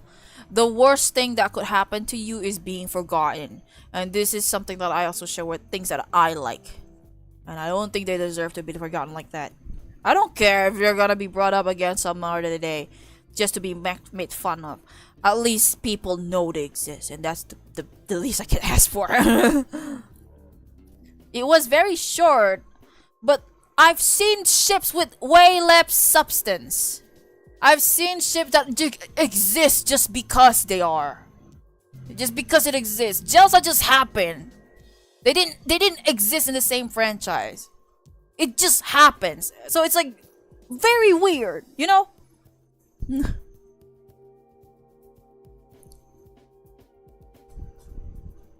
Like, and that's why I feel like it's so unfair. I've seen ships with nothing onto them. And they last long. They have a dedicated community. Great, good for them.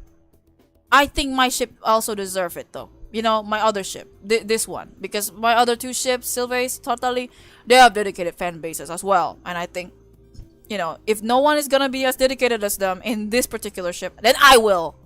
Oh. I make a whole comic. I make a whole merchandise line. I'll do it. No one else would. If no one else would, I would.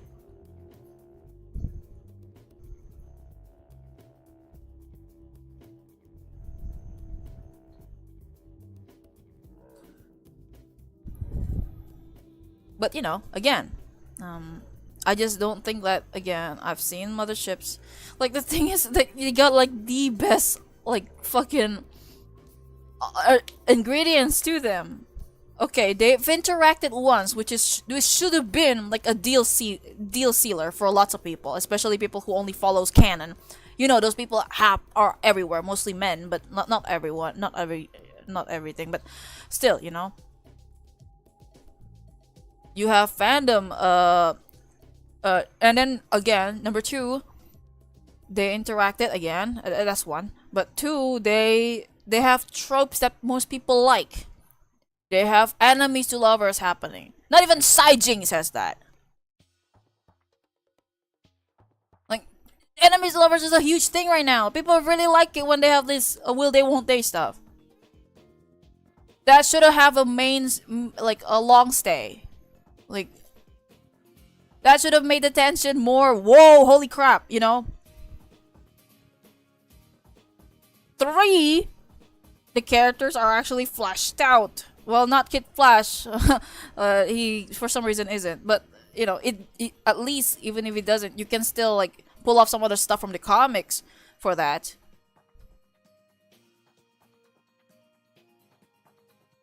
I've seen characters with way less character development having bigger ships.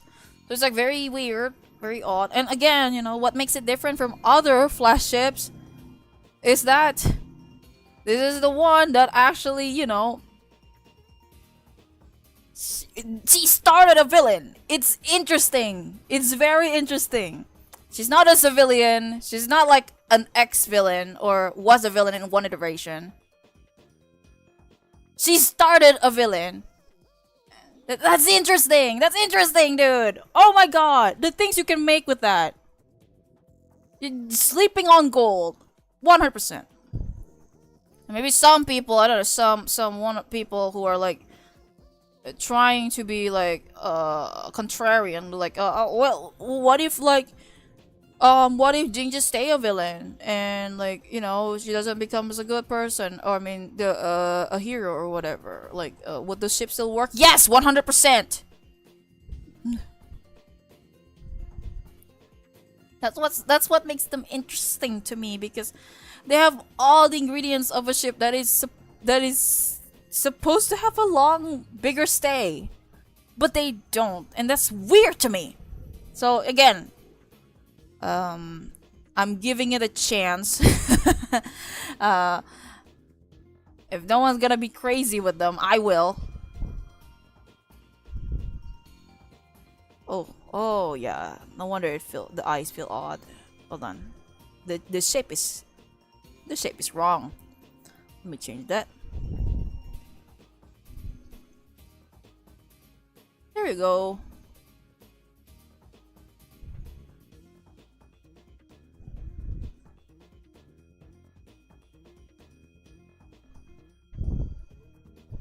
Of course, I'm not saying I'm the only one who can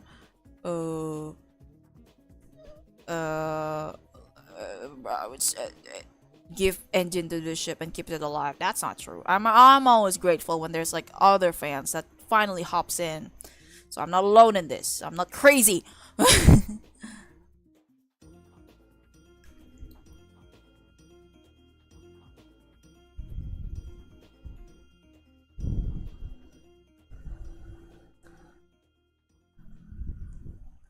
And good, like there's more people, so now more people are like, you know, they remember them. Nothing makes me happier than for my ship to be remembered. At least I don't need them to be popular. I know being popular sucks sometimes, so whatever. I don't mind them being obscure, just not forgotten. And not treated like shit would be nice too, but you know, beggars can't be choosers.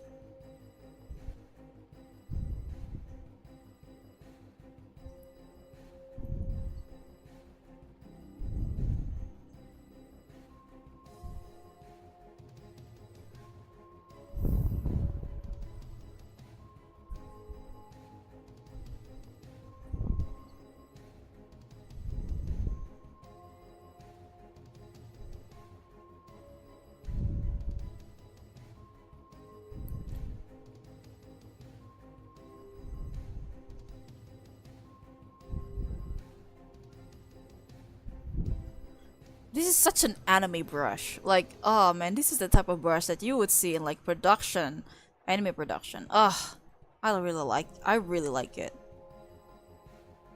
It's too bad I'm not making animation right now.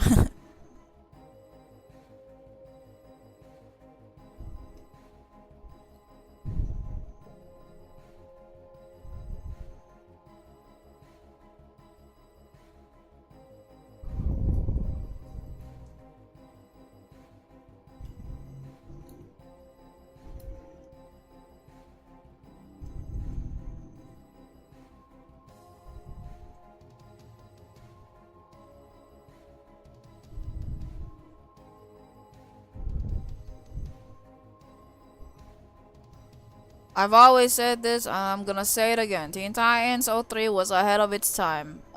Drops mic. Like, they got a whole enemies to lovers going on. It's not even like a one-time thing. Starfire started up a villain. I mean, like, in one episode, you know, like, she started, like, attacking people. And it's, like, part of the comic canon, too. Like, the woman in this universe is strong. The boys are like, oh yeah, you know, Like he has firepower. This guy can like talk to animals, and then the woman has like these aura beams that can destroy buildings and stuff. I think that's very powerful.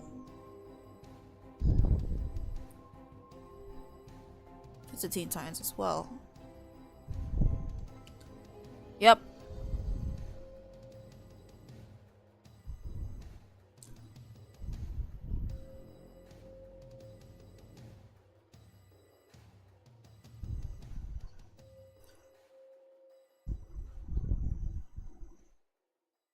You know, I've always had a cheat for these, you know, like how to draw, how to make the, how to make art as close as to the original style more without too much effort. Just pick and choose the color palette from the original.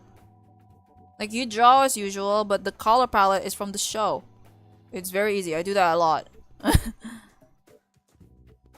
even with that, because people kind of associate colors with this style, you know. So when they see it, it's like, oh, I thought this was like a screenshot from the show, when literally you're just like pick and choosing the palette from there.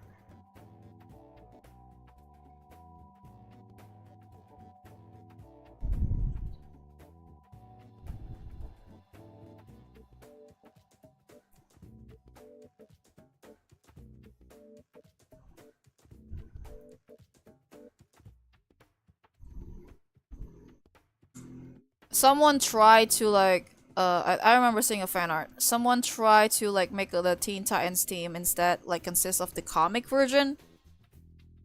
And I'm kind of glad that they didn't go with that. They went with like, you know, the current one with Starfire and Raven and like Beast Boy, etc. I'm glad they went with that. Because oh my god, the lack of melanin. Like it's just white guys here, white people.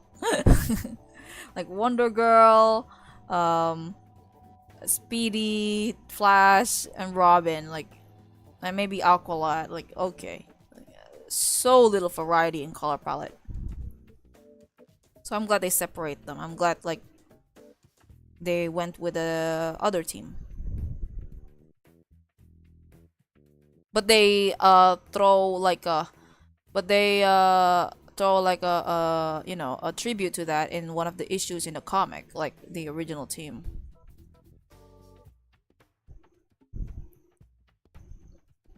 But it is very interesting, you know, like the how this version of the characters, they don't have the same history as like most iterations, you know, like Roy or Speedy and Robin literally only just met in like an episode. Like they never met before. You know? So it's like, you know, the whole they were like part of the sidekicks thing didn't work with them because they literally just met in that one episode about the game thing, you know, like the gladiator fight thing episode.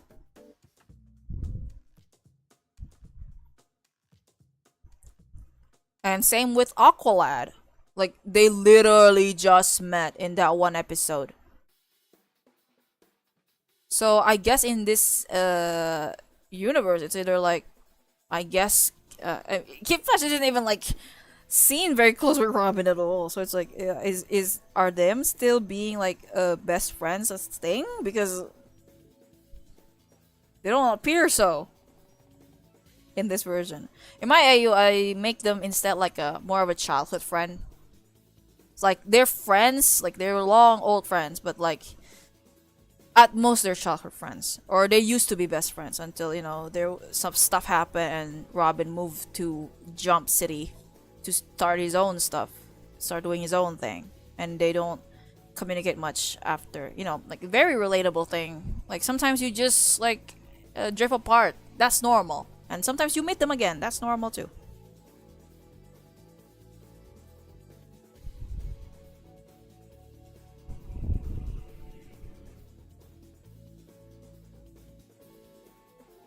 So yeah, in my AU, Robin and Kid Flash are more like childhood friends.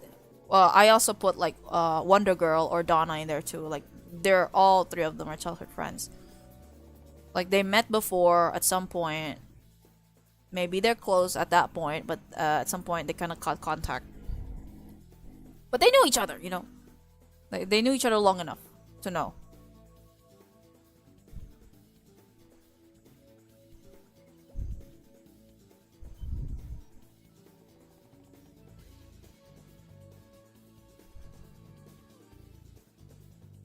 At least in my AU.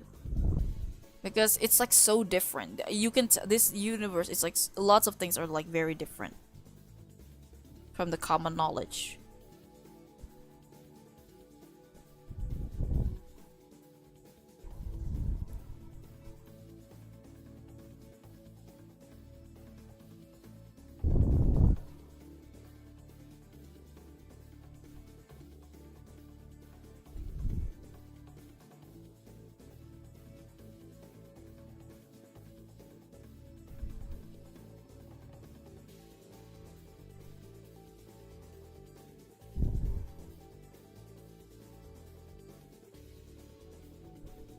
Yep, exactly. Like they only knew each other like in passing. They don't really have like a, you know, a childhood memory or with each other or something. Just they knew.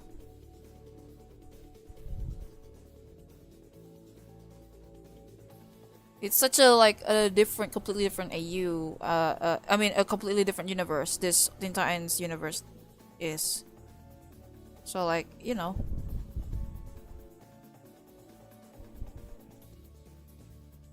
Same goes with like Aqualad. I think Aqualad is like a complete stranger.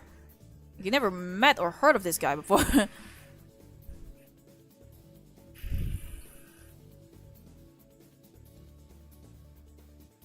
Also, like, you know, Garth in this universe look completely different. Just to show like this is a completely different universe. Like, it looks nothing like that in the comic.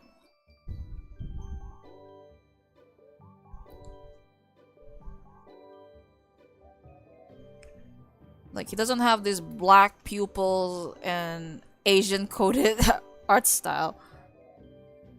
Like I don't know if it's just me, but I always view him as like looking Asian in the Teen Titans O3 version.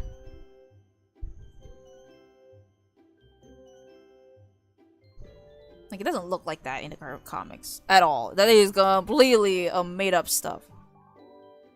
That's why I don't like, you know, that's why I'm not like super I don't have this urgency or need for the characters to be as accurate to the comics, because not even the show was accurate to the comic.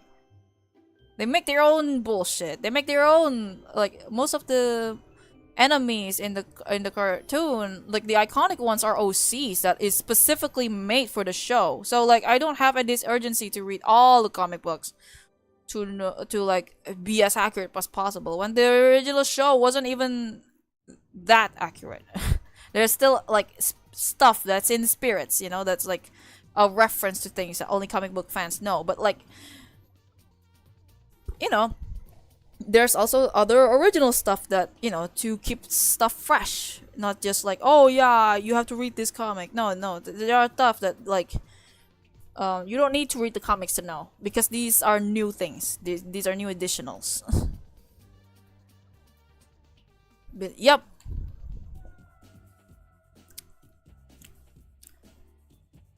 In my AU, and I guess in the comic as well, even though they didn't have time to expand on it, they introduce other like fellow sea people characters like Gilgirl, who was established as Aqualad's high school friend or something that had a crush on him before, but he only sees her as a sister. And then there's another one based on the pre-existing character, Aqua Girl, in which I actually want to include in my AU as well. And I kind of want, you know, I don't want it to be like a romance thing, because they are romantically affiliated in the comics, I heard, but they're not in my AU, because I don't know, Aqualad doesn't seem to be the type to like that, at least in this version of Aqualad. Like he is naturally a charming guy, and that's it. Like he gets in the magazines of like the most attractive Titans ever, literally on the first front cover. Starfire and Raven is into him because he's like so charming and friendly looking. So it's like I kind of want to keep it that energy, you know. I kind of want to keep the energy that yeah, Aquila has this many admirers, but he kind of just he doesn't really bother himself with it. It's whatever. It's like gossip. Like he gets annoyed when people brought it up, but because he's really not into it. So Aqua Girl is like a thing in my AU as like more so similar to how I treat Cassie, the other Wonder Girl. So they only serve as like her, like a junior, you know, someone that is like, you know, since especially Aqualad is more seemingly more occupied with the Titans East. Someone has to pay attention to the ocean, right? Someone has to be like the ins and out. Maybe something bad's gonna happen, or and needs like a and that's urgent enough to call for the Titans East. And I think Aqua Girl would be a neat bridge to that. Like she can take care of the ocean. She can like be a honorary Titan, but she's not part of the Titans East, unlike, you know, Aqualad. So I include her in my AU just to bridge that gap between, you know, Aqualad and Atlantis. But yeah, you know, like the Titans, the characters in the show are super independent, you know, like barely any adults are shown. The only adults we see are bad guys. And I think that's interesting. Like this is a world where the teenagers can do whatever they want, but they're like morally responsible enough to do the right thing. But after that, they can go home and play video games. Isn't that like a nice escapism?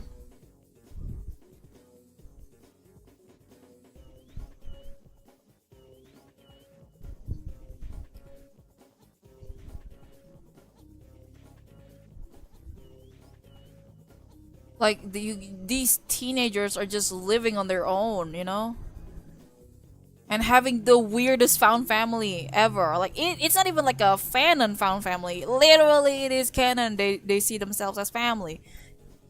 So like you know, like these troubled teenagers with like family issues to just come together. It's like it's very heartwarming to me.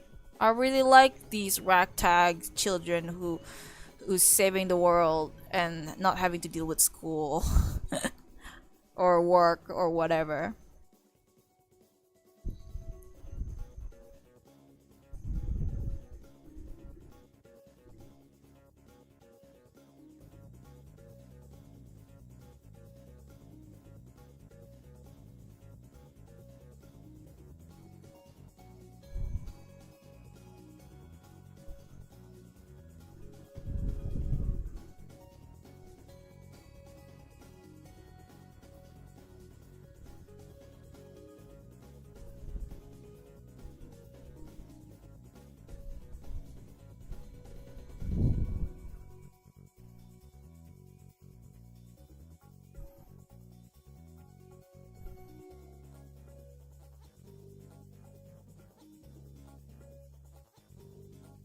Yeah. I think it's only like stated by Robin. Like uh I don't know if it's like intentional or not, but I think with Robin and Batman, it's like there. It seems like more so like Robin ran away from home type. Like the vibe feels that way. At least for Robin specifically, like it feels like he's like running, like a kid running away from home. If you watch the episode, Teen Titans, the fifth season with Go, like they show the origin, like before they form the Teen Titans group, like where they meet in the same Jump City and stuff. In like one of the earlier scenes, it's like Robin was like fighting this thief, I think, and this guy is like, "Hey, wait a minute, this isn't your town. What are you doing here?" And it's like, "I moved here." Like he said something like, "Oh, this isn't your town. What are you doing here? Aren't you with got cut off. You know, it's obvious it was talking about Batman. And then Robin's like, I moved here. Like it's like it feel. I don't know if it's like it's intentional or not, but it feels like a teenager that runs away from home and start trying to start anew somewhere, like out of rebellious instead of like an actual duty. I guess this is the one part that the tie-in live action show kind of took by a mile, you know, like the implication that there is some like probably like a tension between some tension between Batman and Robin is like multiplied in that uh trailer of that crappy live action movie. Not movie, series, live action series.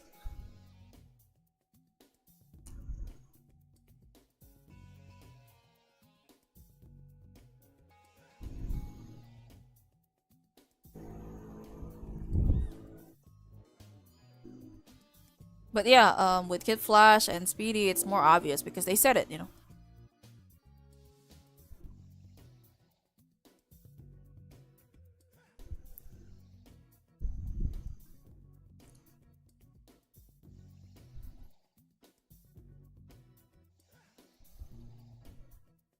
Oops.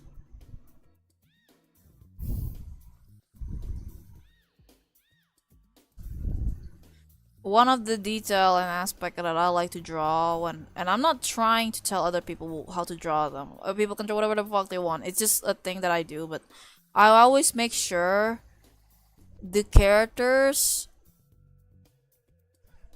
look young, as in like the character, the Teen Titans character. Because I know some people like to draw them adult looking. I don't like doing that because I always view them as teenagers and forever as teenagers. I'm not saying you can't make not safe for work stuff with the characters being aged up. I'm just like, it's just a me thing. I want to keep them like the same appropriate age. Like, so there's nothing odd or weird to look at. It's like, oh, this is a bunch of kids. This is a bunch of kids. I'm not gonna tell people how to draw stuff. This is just how I do it.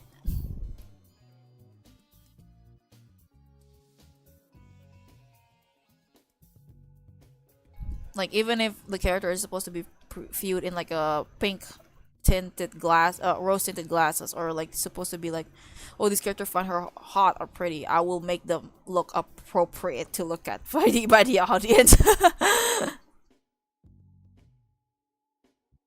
Bruce ended up okay with that, of course, and yes, he did. He ends up being fine. I think he understands, you know, like he understand that Robin needs some time to be like independent and stuff. This is something that Cyborg is actively struggling with throughout the show because even from the way they first met, you can tell they're gonna like butt heads, you know. I think this is something that even the fandom kind of forgot or doesn't pay attention to.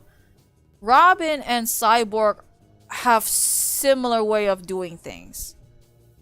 Like if they think they know better, they're gonna shut everyone off and then gonna cut contacts with everyone and just do their own thing. Like that is something that Robin and Cyborg likes to do, and that's why they like butt heads a lot because they don't like it when you know when other people do it. They're equally as annoying. I mean, but again, there's like a cognitive dissonance because you are doing the same thing with each other. There's like a tension between Robin and Cyborg throughout the show, and this is something that not even the fandom kind of remembers. And it's not out of malice or anything, you know. It's like both of these characters, they struggle with their identities or where they belong or who they are as a person. Like, you know, Robin with the whole, you know, being a leader thing, like being the mini Batman that he is in this iteration. Yes, boys will be boys, but it's just interesting, you know. Like at most, the beef that Beast Boy has is like, you know, protecting Terra, and that's it. But the characters that is consistently shown to do their own thing when they're like clearly needs help and communicate and then refuse to do so is Cyborg and Robin.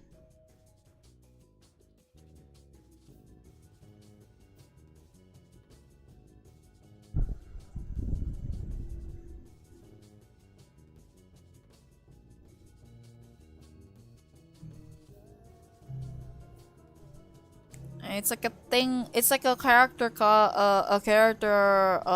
deconstruction that not many people bring up. You know,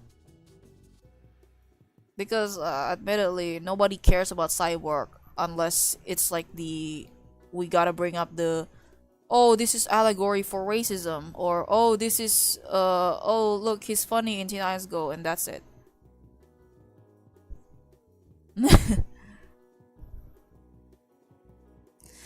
Sad reality. Hands? Okay.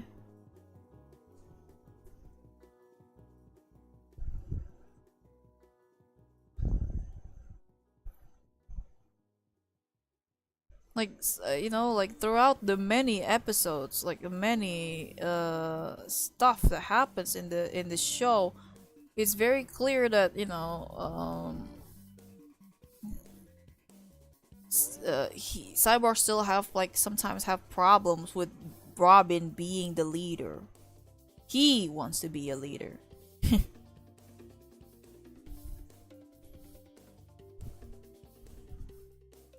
That's why he immediately tried to move in with the Titans East before it's all revealed. Oh wait, never mind. It's all Brother Blood again, trying to get him again.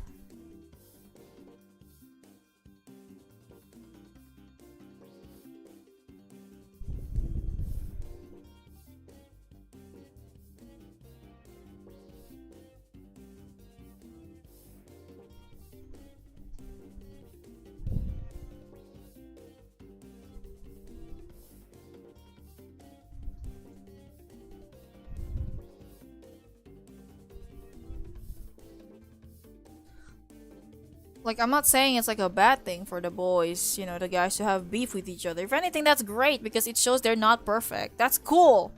Just sometimes the fandom doesn't acknowledge it, and it's just sad, you know. What's that meme again? Like, okay, we both watch the same show, but I watch them better than you. That is me, but like, unironically. If I want to dedicate myself to the one universe, I have to know everything about it, at least. So these LARPers, that's not even what the word means, but so these tourists can tell me what like what they think is incorrect when they're the one that is wrong because they have not seen the show in the past 20 years. I have though.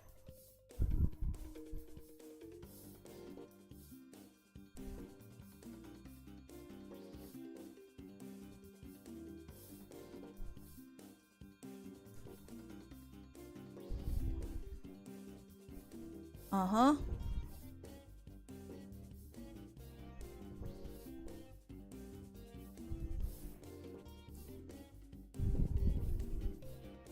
Okay. Did anyone ever bring up the how Starfire's design in this iteration? Because this was made by a bunch of nerds, a weeb, a nerd, in the 2000s. That Starfire's design is kind of so obviously based on Sailor Moon, like Usagi.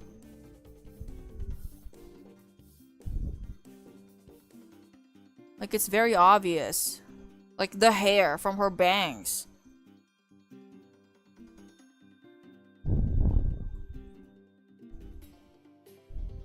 And then the eyes. Her clothes. Their clothes are like very much, you know, like a pseudo sailor outfit. Because the creators are a bunch of weebs. Like it's so obvious. Like I always feel like it's like more so grounded in like their own versions. I never really buy into these narrative. Well, I did at some point, but not anymore. But I never buy into this idea that oh this design was made because they're like you know they're that's because they're kind of racist or whatever. Because originally Starfire is like based on this one lady in the back in the 70s or 80s. Like, I don't, who cares about that? Like, yeah, she is, but also like this is a different universe, you know. Same goes with how not all Catwoman is you know, a certain race, because they're played by different people and they have different models for issues. Like, come on.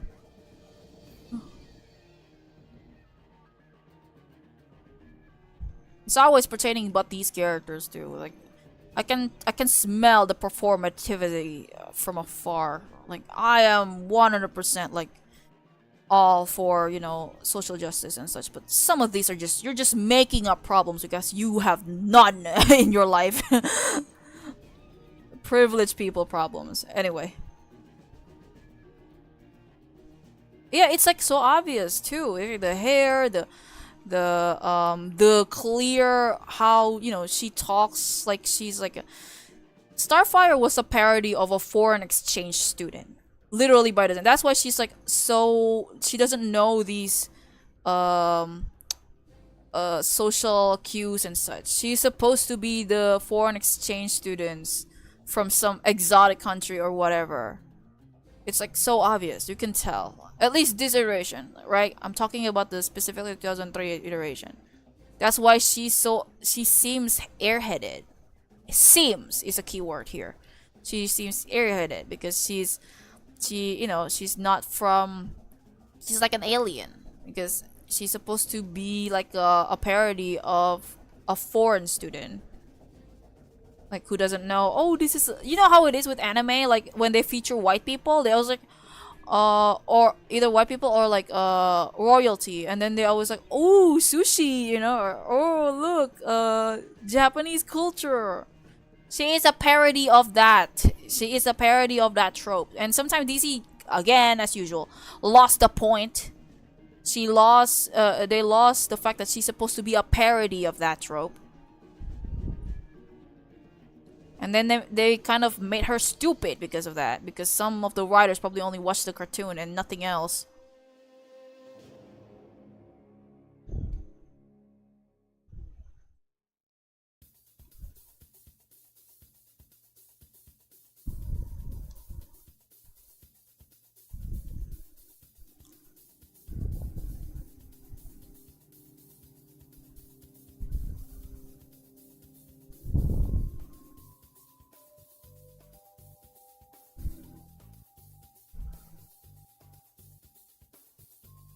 I legit saw like a comic panel that someone shared how like Starfire doesn't know what a baking soda is, so she drinks a baking soda, you know, like, oh no, is the soda expired? Like, she is not that stupid. Oh my god. You misunderstood her in the cartoon and then make that a whole trait for this one Starfire in the comics.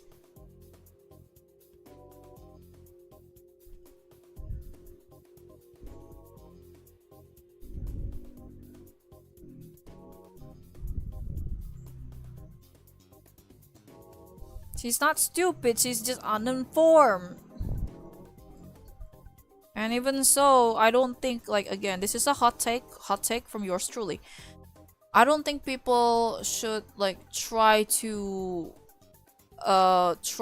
hard, not people, but like specifically just the fucking people who is in charge of like whoever should try so hard to cater to the cartoon fans, because you are just trying too hard at that point, and it's becoming very obvious you missed the point, and like you miss the point of these characters. You misunderstand them. You misunderstand of what makes them actually cool. You're just doing it for the paycheck. It's so obvious now.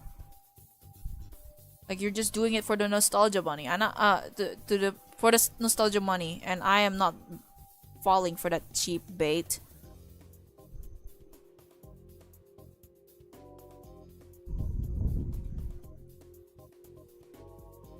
Okay. Let's fix this one. Our eyes aren't like that. It's more curved like this and then up back. There you go.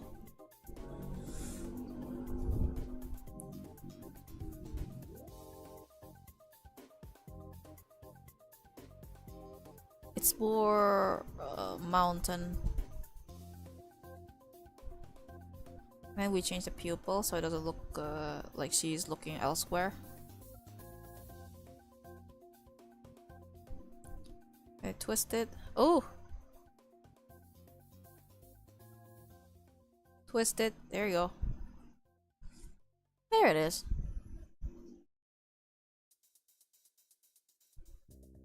Now they color the pupils and we're ready to color.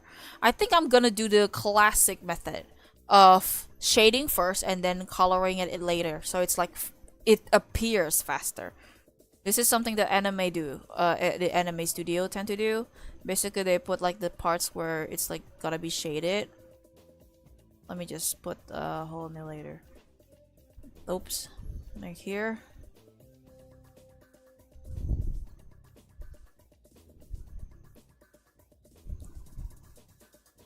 There's no need to shade because the hair is obviously black, pitch black.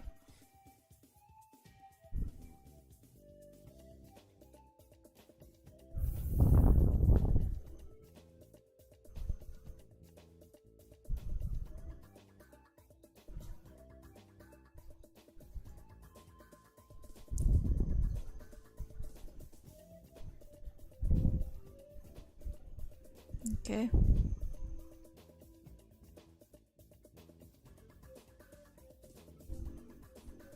I think her eyes are blue or green or somewhere in between. I've been listening to these indie music.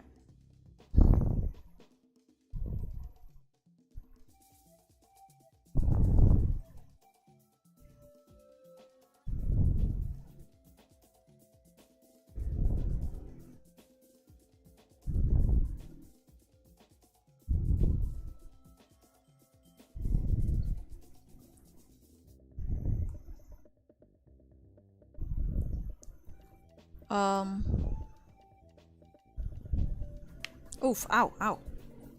Anytime past week.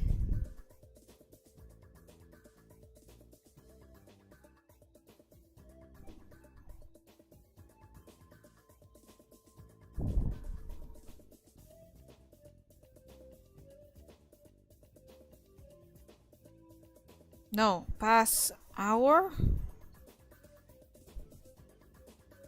Sorry, I'm looking at Google right now.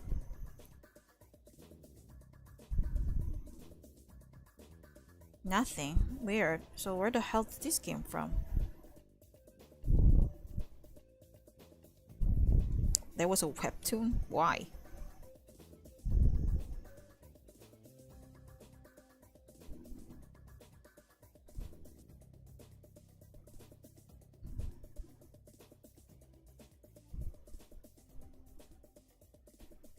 What does that mean? Alright. Okay. Where was I? Let's continue shading this.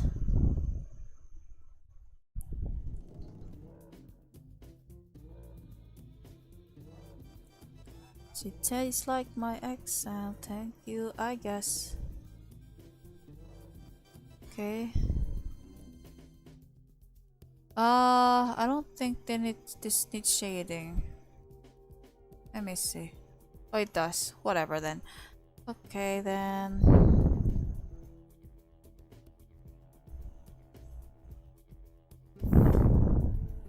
Oop. What time is it? Oh shit, it's 1 AM already. Fuck me.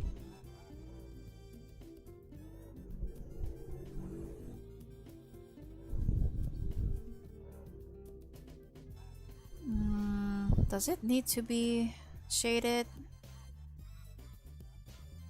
Let me see the reference image. It does. Alright then. Oh shit! Why is it windowed? Sorry about that.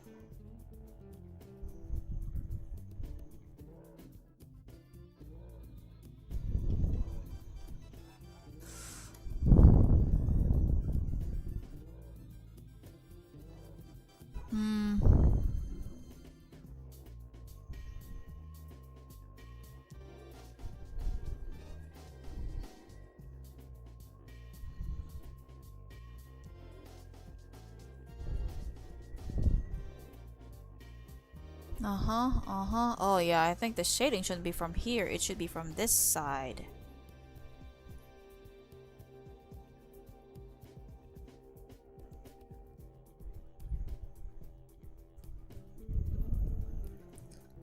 No need for this one.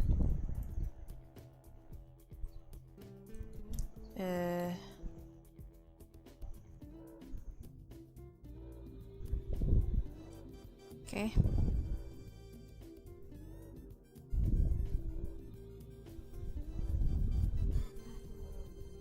This one. Oh.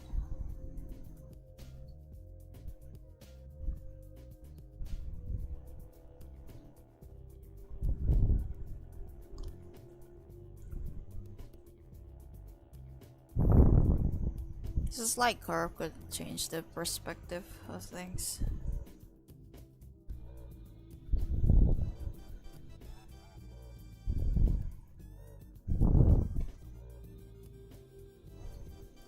Too long.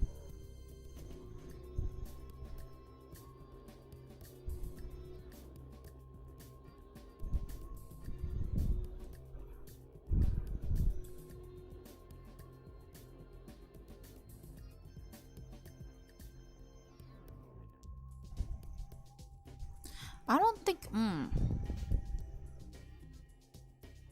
Oh yeah, I need to like have this thing.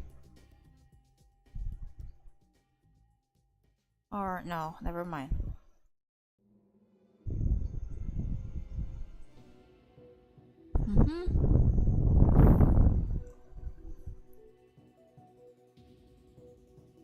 Oops, there's this thing.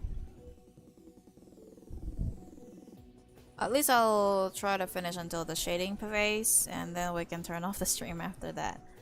Don't worry, don't worry. It'll be almost finished by then. I just need to like color it in. Cause I don't wanna be too late. I still have work to do tomorrow.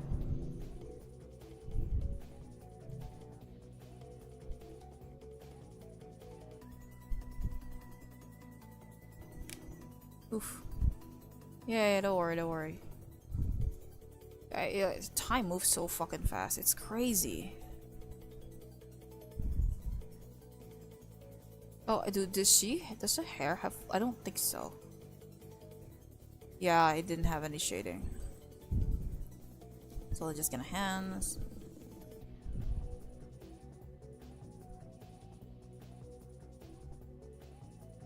Yeah, same here. I wish there's like another day, at least another day off. That'd be nice. Just on a Monday. Oh, there isn't in the belt. There isn't in the skirt either.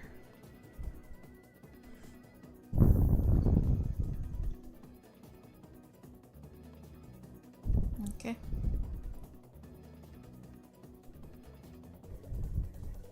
Now let's color it in.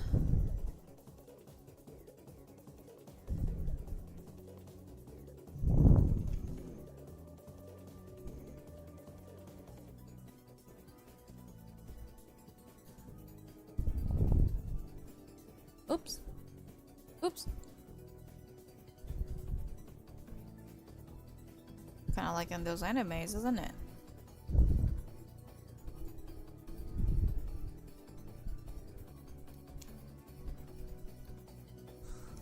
It's true, you take me like a said. Oh, they got the break tattoos. You sit me on the face. Tastes like my ex. Well, thank you, I guess.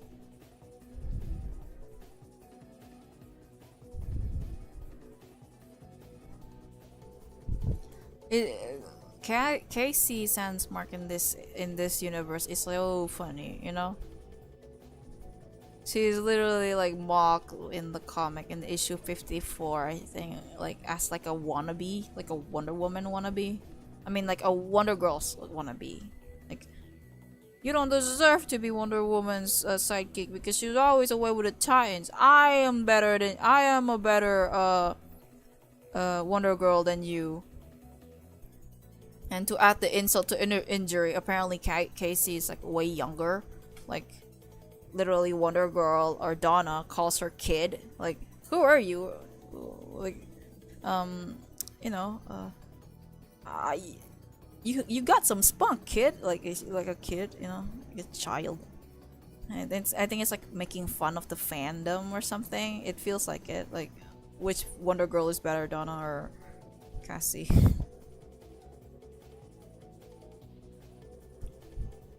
But in my AU, I kind of really want to like soften the blow a little bit. Like there is some rivalry, but again, it's more so like wanting to the desire to want to surpass your senior kind of thing. So I view their relationship in my AU more like a senior and a junior thing. Like, oh, this is like a Wonder Girl senior, and the other one is a Wonder Girl junior. Someone who just got started, who still got, still have training to do, and probably needs some to do some stuff before she can finally be acknowledged as like at the very least a spare Wonder Girl.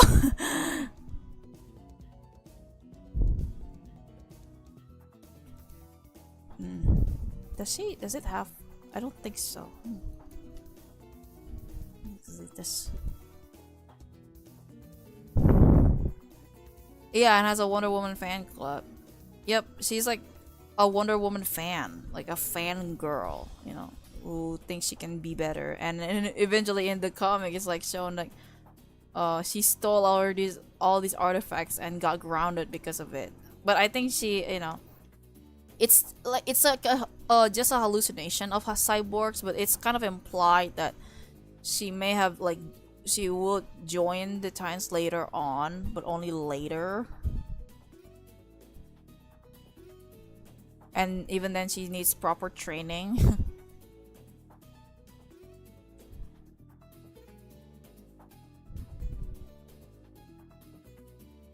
And I like to, kind of do that the same way I do Aqua Girl with Aqualad, basically making them like a senior and junior thing, and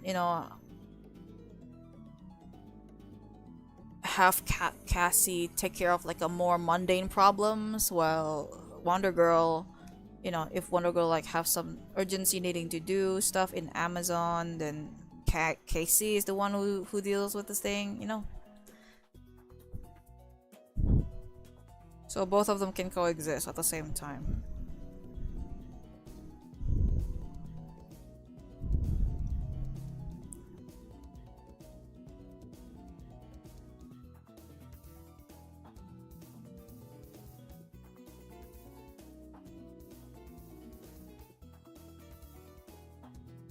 Hmm.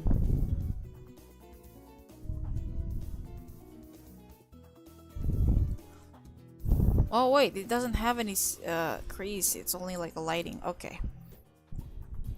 That's for the and then there's the other one which is blue. No, this is red. This is for the highlights. If you know anime, you know.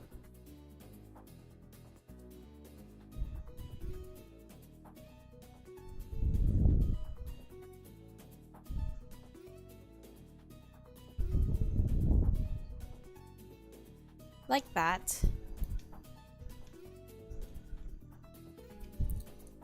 Oh, let me change this one. Oops, wrong color.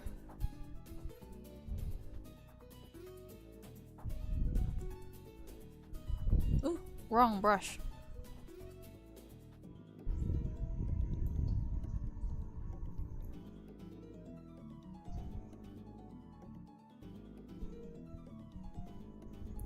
Okay. The belt, I think, shines.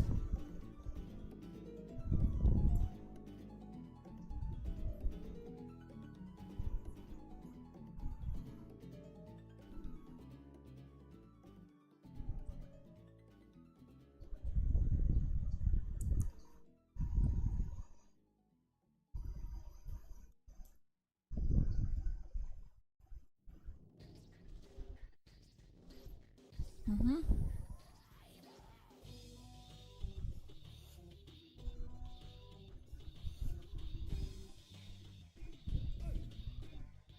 Alright, how about the skirt? What's the crease look like?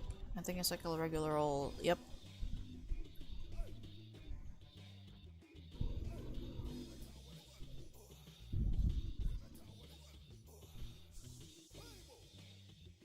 Okay.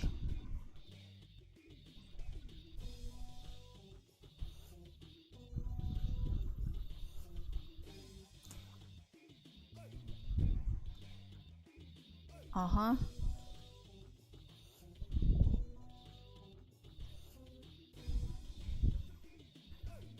Ooh.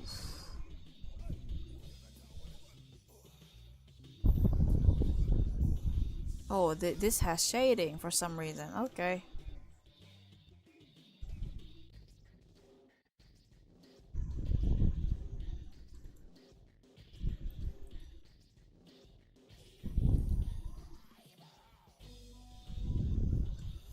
Clean this up.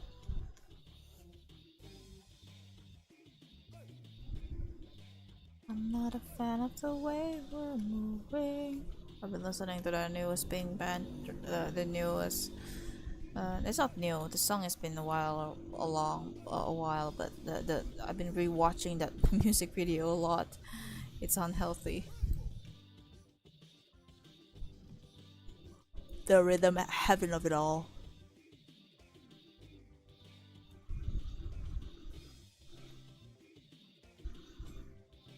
Okay.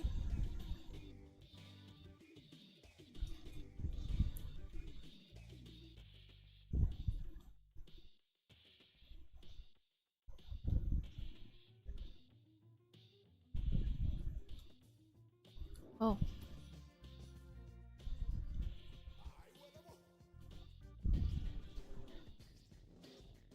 Mm-hmm.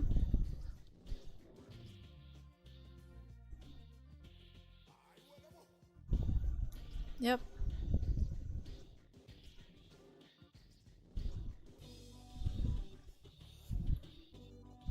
Oh.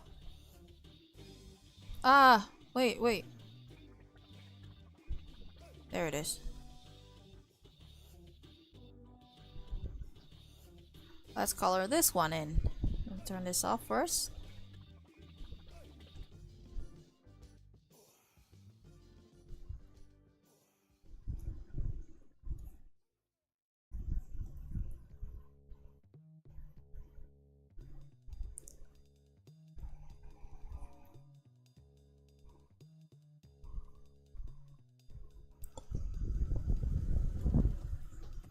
Yep.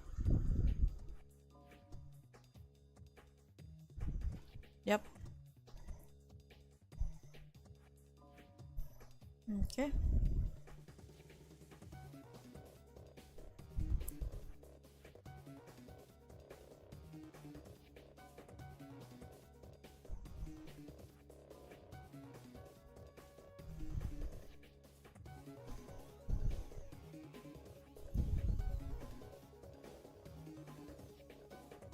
Okay. Former Mario. Yeah, the other characters. I also added like Supergirl and like Aqua Girl and Ravager, but pre-redemption Ravager. Because I don't think I've drawn her looking like that before. I've drawn the version where she has been redeemed, but not the one that is before. There's also Iris, Iris West, Alan. Because in my AU, they're already married. There is Shimmer. Shimmer is gonna be like the new high five because it was foreshadowed, right? In the final page of the comic, it's like it's Gizmo and the new high five, which means like, oh, Gizmo's starting like a whole new high five, you know? And in my AU, yeah, it started off as Gizmo being the leader, but eventually there's gonna be like, there's gonna be Shimmer. Shimmer is gonna replace Jing's role as the femme fatale leading group thingy. Oh, hello. Hi there. Welcome to the stream.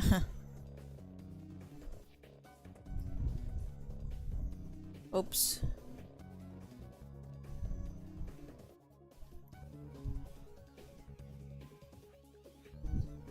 Well, you're having a good day. Hello. Hey, hey. Okay, let's copy paste this as like an empty shading. We go to the first layer. I haven't turned off sketch. Okay, let me turn it off. I use Clip Studio Paint. I specifically use the EX version.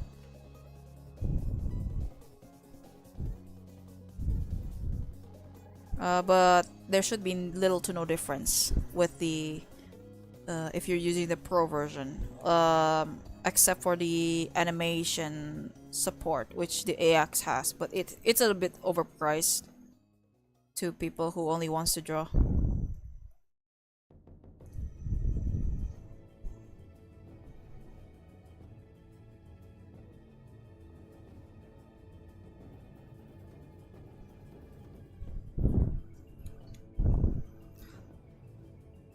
The Louis Lens outfit. Yes, that's on purpose. That's why my version of Supergirl is also very akin to the movie, which is, it comes up this year. I just mix the both designs that I like, Lois Lane, I completely just, yeah, I'm just gonna use the 2005 movie version of her because she looks good in that. For the Supergirl, I mixed the old Justice League version because that's the design that appeared in the comic, in the Teen Titans 2003 comic. But I gave her like the jacket from the promotional posters of the 2026 Supergirl movie. So, and also the ending sequence of the movie of the Superman movie.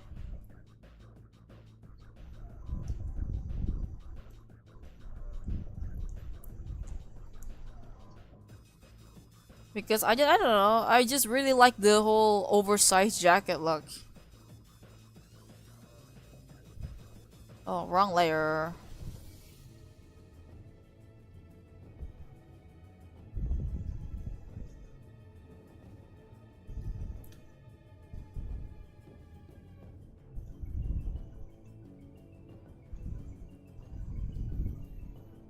Initially, Louis, I was kind of debating, in regards to my iteration of Louis Lane, whether I follow like, if I were to be such a 2000s head, that I would follow the 2000 cartoon version of Louis Lane with the pencil skirt and stuff, or I go with the modern look, and even then I have to choose which modern look would I follow. Which is it like the movie, or is it the My Adventures with Superman one? So I decided to go with the former, obviously, because I really like that. Like, she looks like an actual journalist, instead of like an office lady, which is what she looks like in most other iterations, especially in the cartoon one. She just looks like an office lady.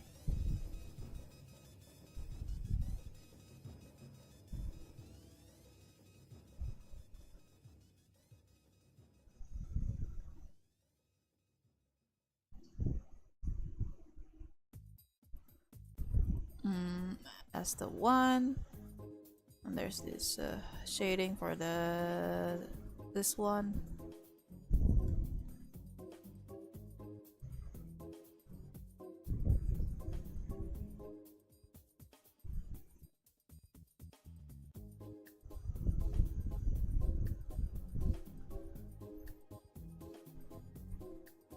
There's gonna be other characters that appear in the comic that I will also draw, like Flamebird and Mirage, which according to the comic, I'm not sure if it's like because it's like a hallucination, right? But with hallucination, there's gotta be some truth to it. But they're supposed to be part of the Titans North with Cole and such, so that's neat, and I have to introduce them sometimes.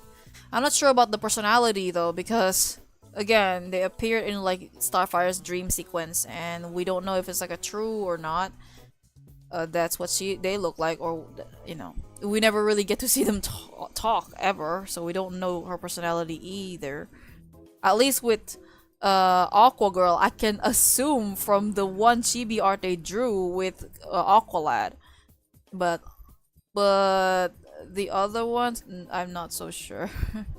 Flamebird and Mirage. I do hear that Flamebird was like a, kind of affiliated with like the Bat family somewhat. Maybe I can play into that. Who knows?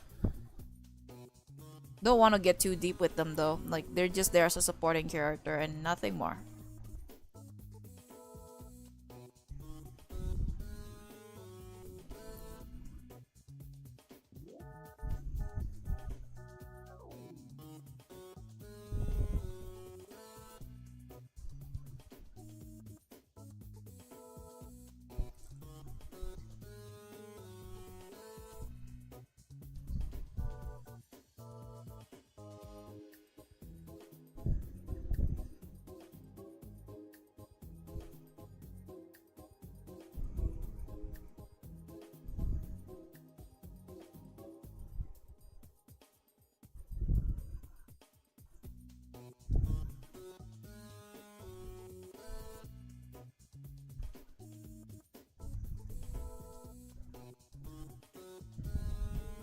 Okay.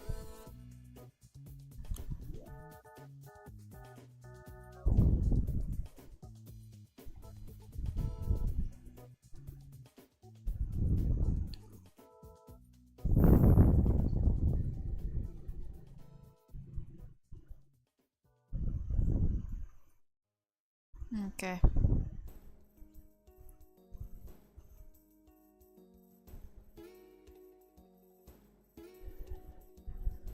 That's gonna be a solid color.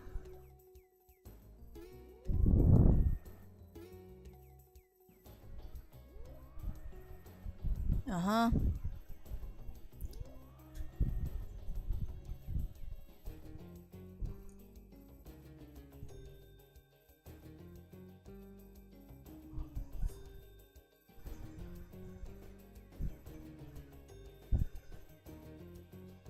It is interesting in a Japanese dub of Lightspeed. They call the episode Kid Flash, like straight up.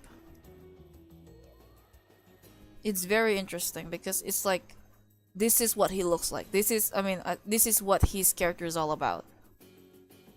And that's, to me, is very interesting. Japanese dub is always very interesting to me. Because it's like they always like because it's unlike most dubs, especially the dubs that I grew up with, like local dubs. Usually they don't really, because honestly, for justifiable reasons, they don't put much effort to it because they got like underpaid. Some of the voice actors are not even paid for it, so why even bother with the translation and accuracy of it all, right? But the Japanese people, they treat dubs super seriously. So they kind of sometimes they have their own take on the characters. And they did amazing with Lightspeed. I can't believe it. We still haven't found the rest of the clips. The things I would analyze over it. Oh my god. I tried looking it up on eBay. I don't think they have it like on CD or DVD or whatever. I don't think so. Which is such a shame. Like, this shit's lost media. Nobody cares but me.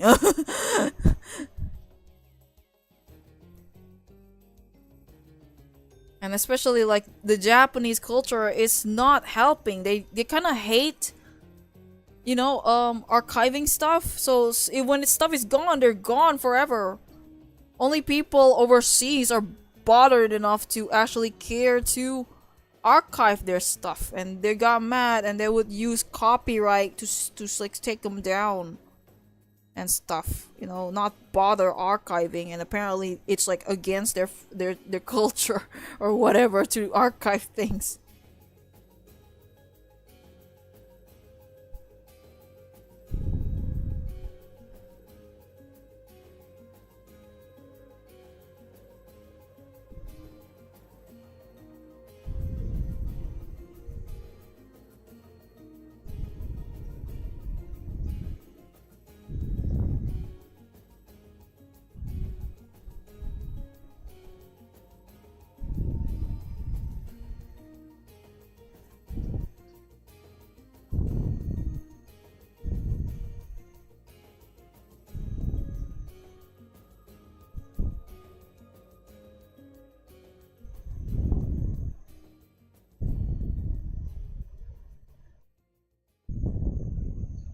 Oof.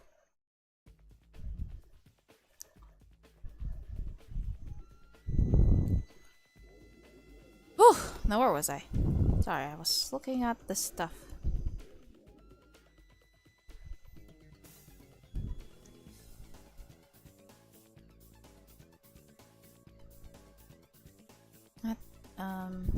Yeah, that's good enough.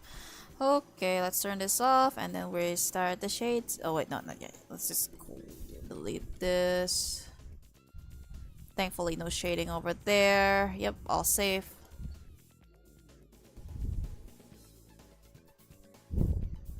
Oof.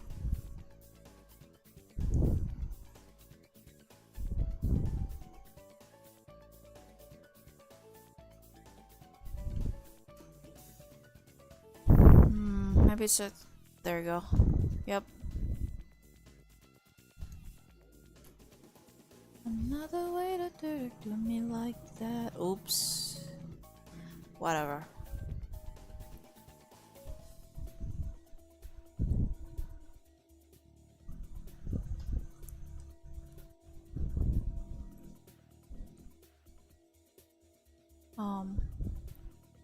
Oops. Just move it over here. I think it's the shading is too big. Now let's delete this. There we go.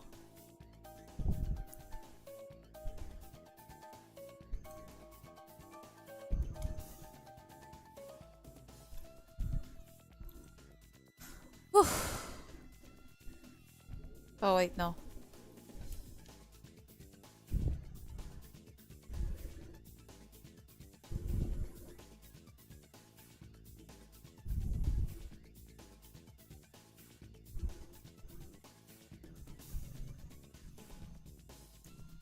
Okay.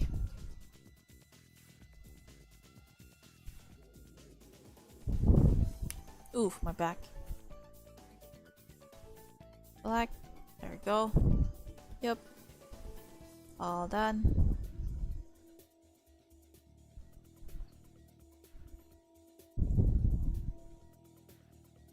Oh.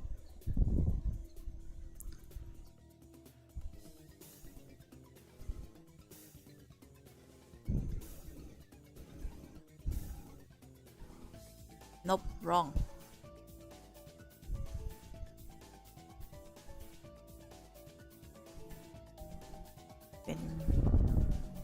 Been rewatching Robinsons the other day. It is as wholesome as hopeful as I remembered.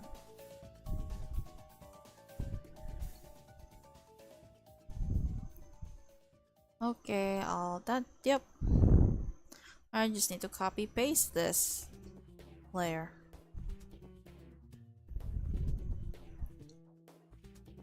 Oh wait, I haven't done this one.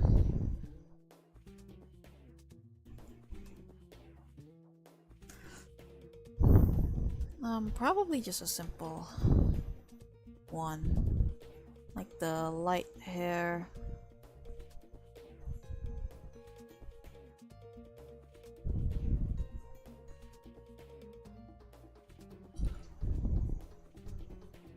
Like this.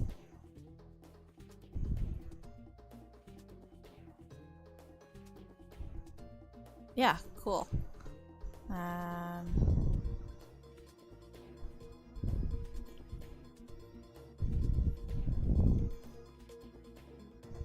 Yep.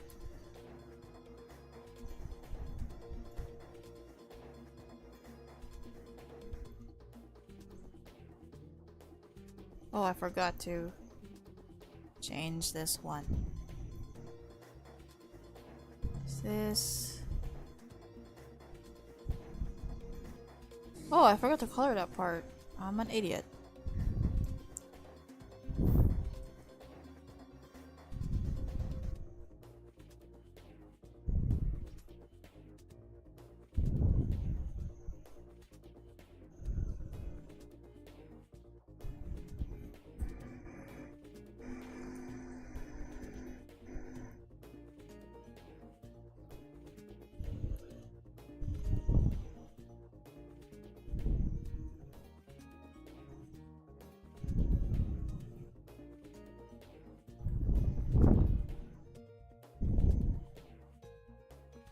Because singing killed my grandma, okay?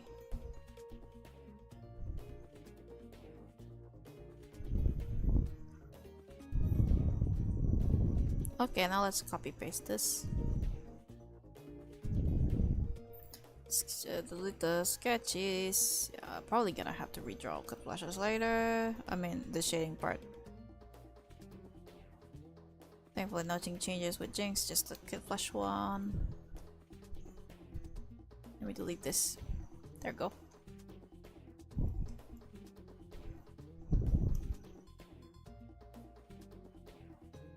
Delete some of these. Wait. Yeah, it's just this part.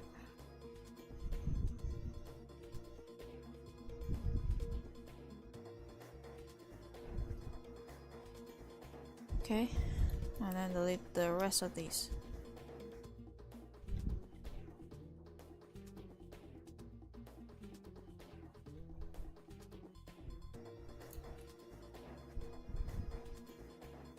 Ah! Okay. Okay. Summer's getting closer. Yes, it is. I mean, I don't know about not sure. I mean, this season, as in like the occasion is, but where I live, it's already summer. It's like dry as hell.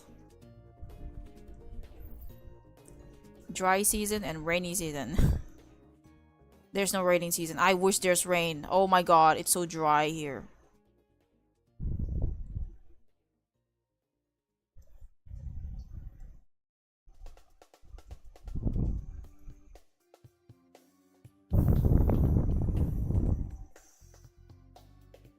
Oh, I forgot to add some shading over here. I should have.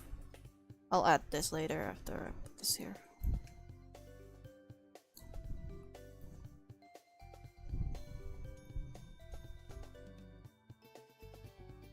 I guess that means, you know, with summer, there's like lots of there's like a school break or something. I don't know. Summer or whatever season is still the same where I live. How it is with tropical countries.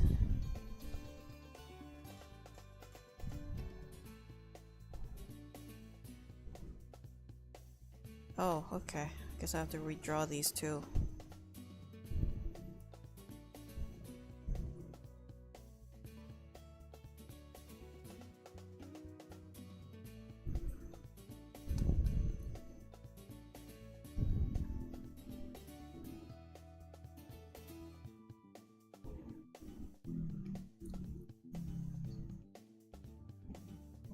Oops. You can have my country sweater. What, is it hot or is it like rainy or whatever? If it's hot, we already have it. You don't need it, but thanks. Appreciate it.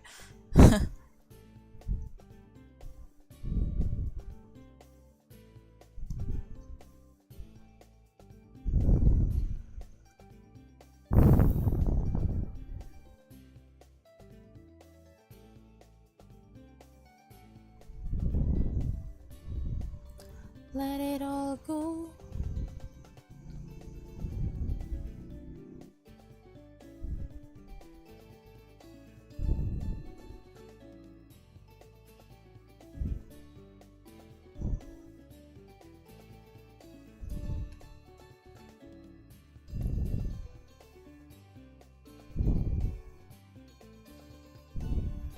It's rainy?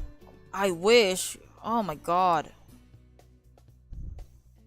Good for you. Oops.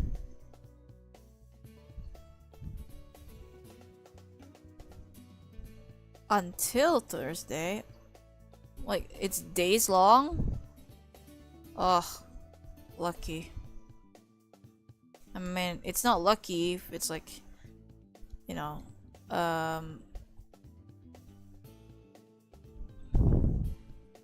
not exactly lucky on school, on work days because, oh no, I have to go to work in the rain. Kinda don't want to do that.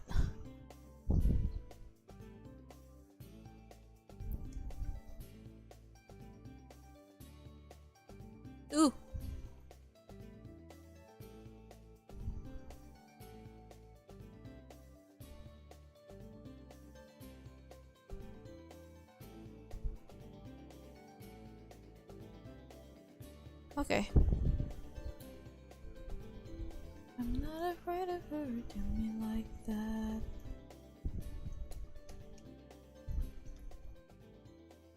Nah. There it is.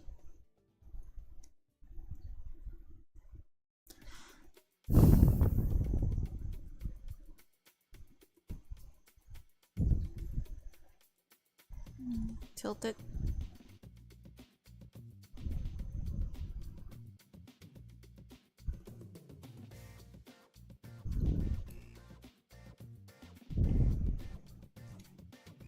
There's a hole at neck beside me, a broken heartache to forgive.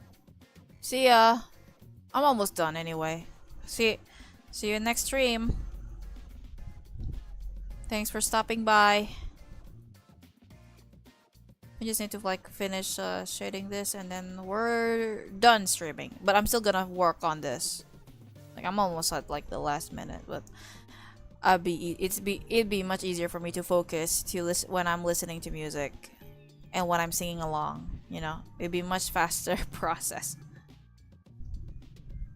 So probably in like I'll give it another 5 minutes. If you just joined the stream, hello, welcome. I'm about to end stream in like 5 minutes. Because I've been streaming for the past, how long? 3 hours or something? Goodness gracious. Time moves way too fast, you know.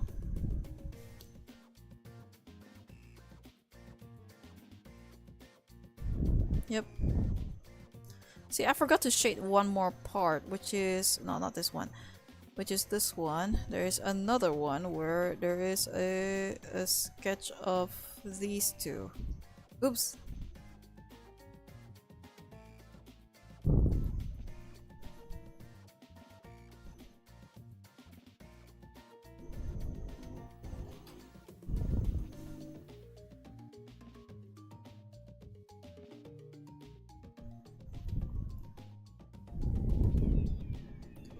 Now I hold the reading of goodbye.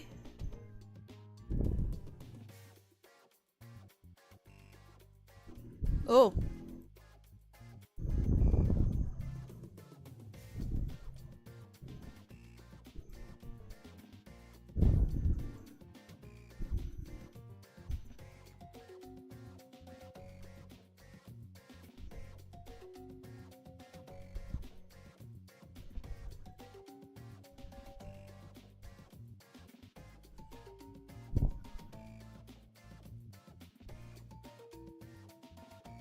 Almost done.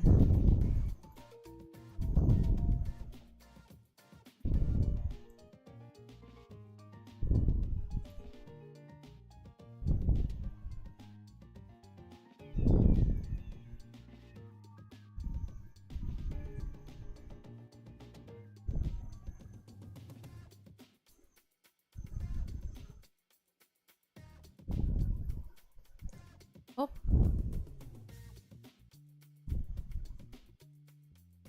8, 1. Okay, just 2 more minutes then.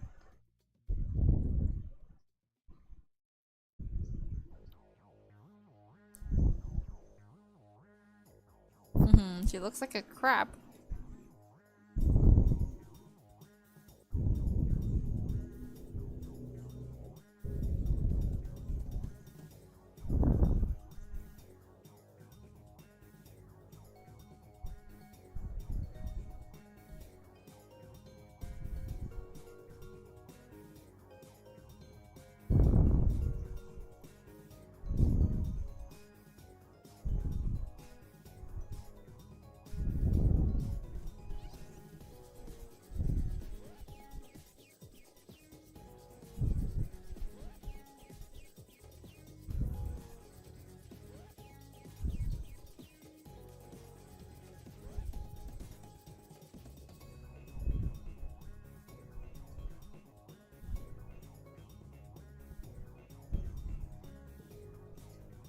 Uh-huh.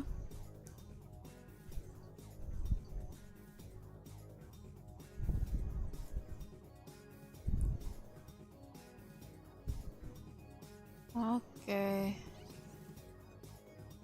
There's a hole you're at inside me, a broken heartache to believe.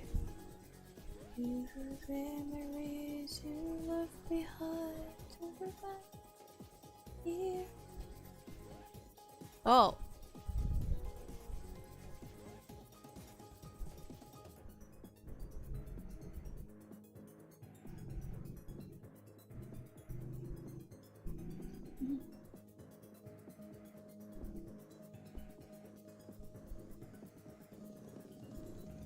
There you go.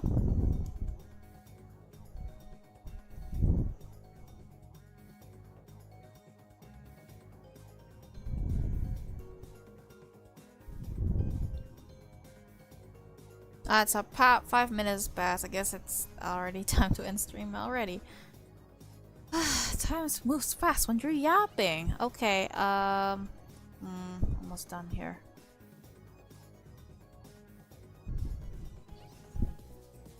I just need to give some shadings over here.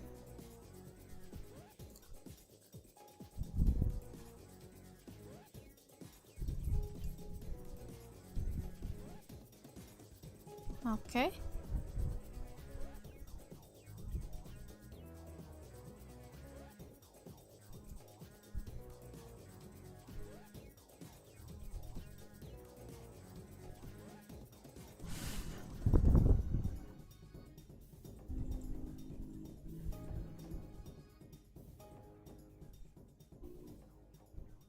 No.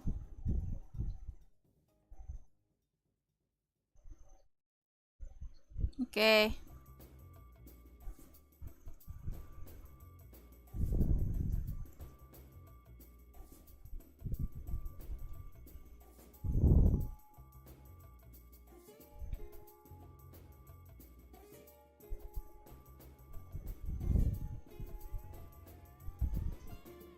All right. And we're done. I'll give you a spoil of like what the dialogue is because I purposely hide them because I like surprises, but this is what their dialogue is from the first one. Oops. This is it. The dialogue was, there we go.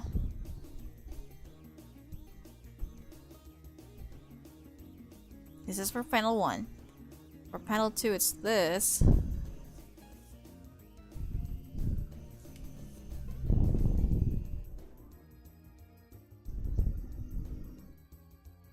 And this is the third one. Here.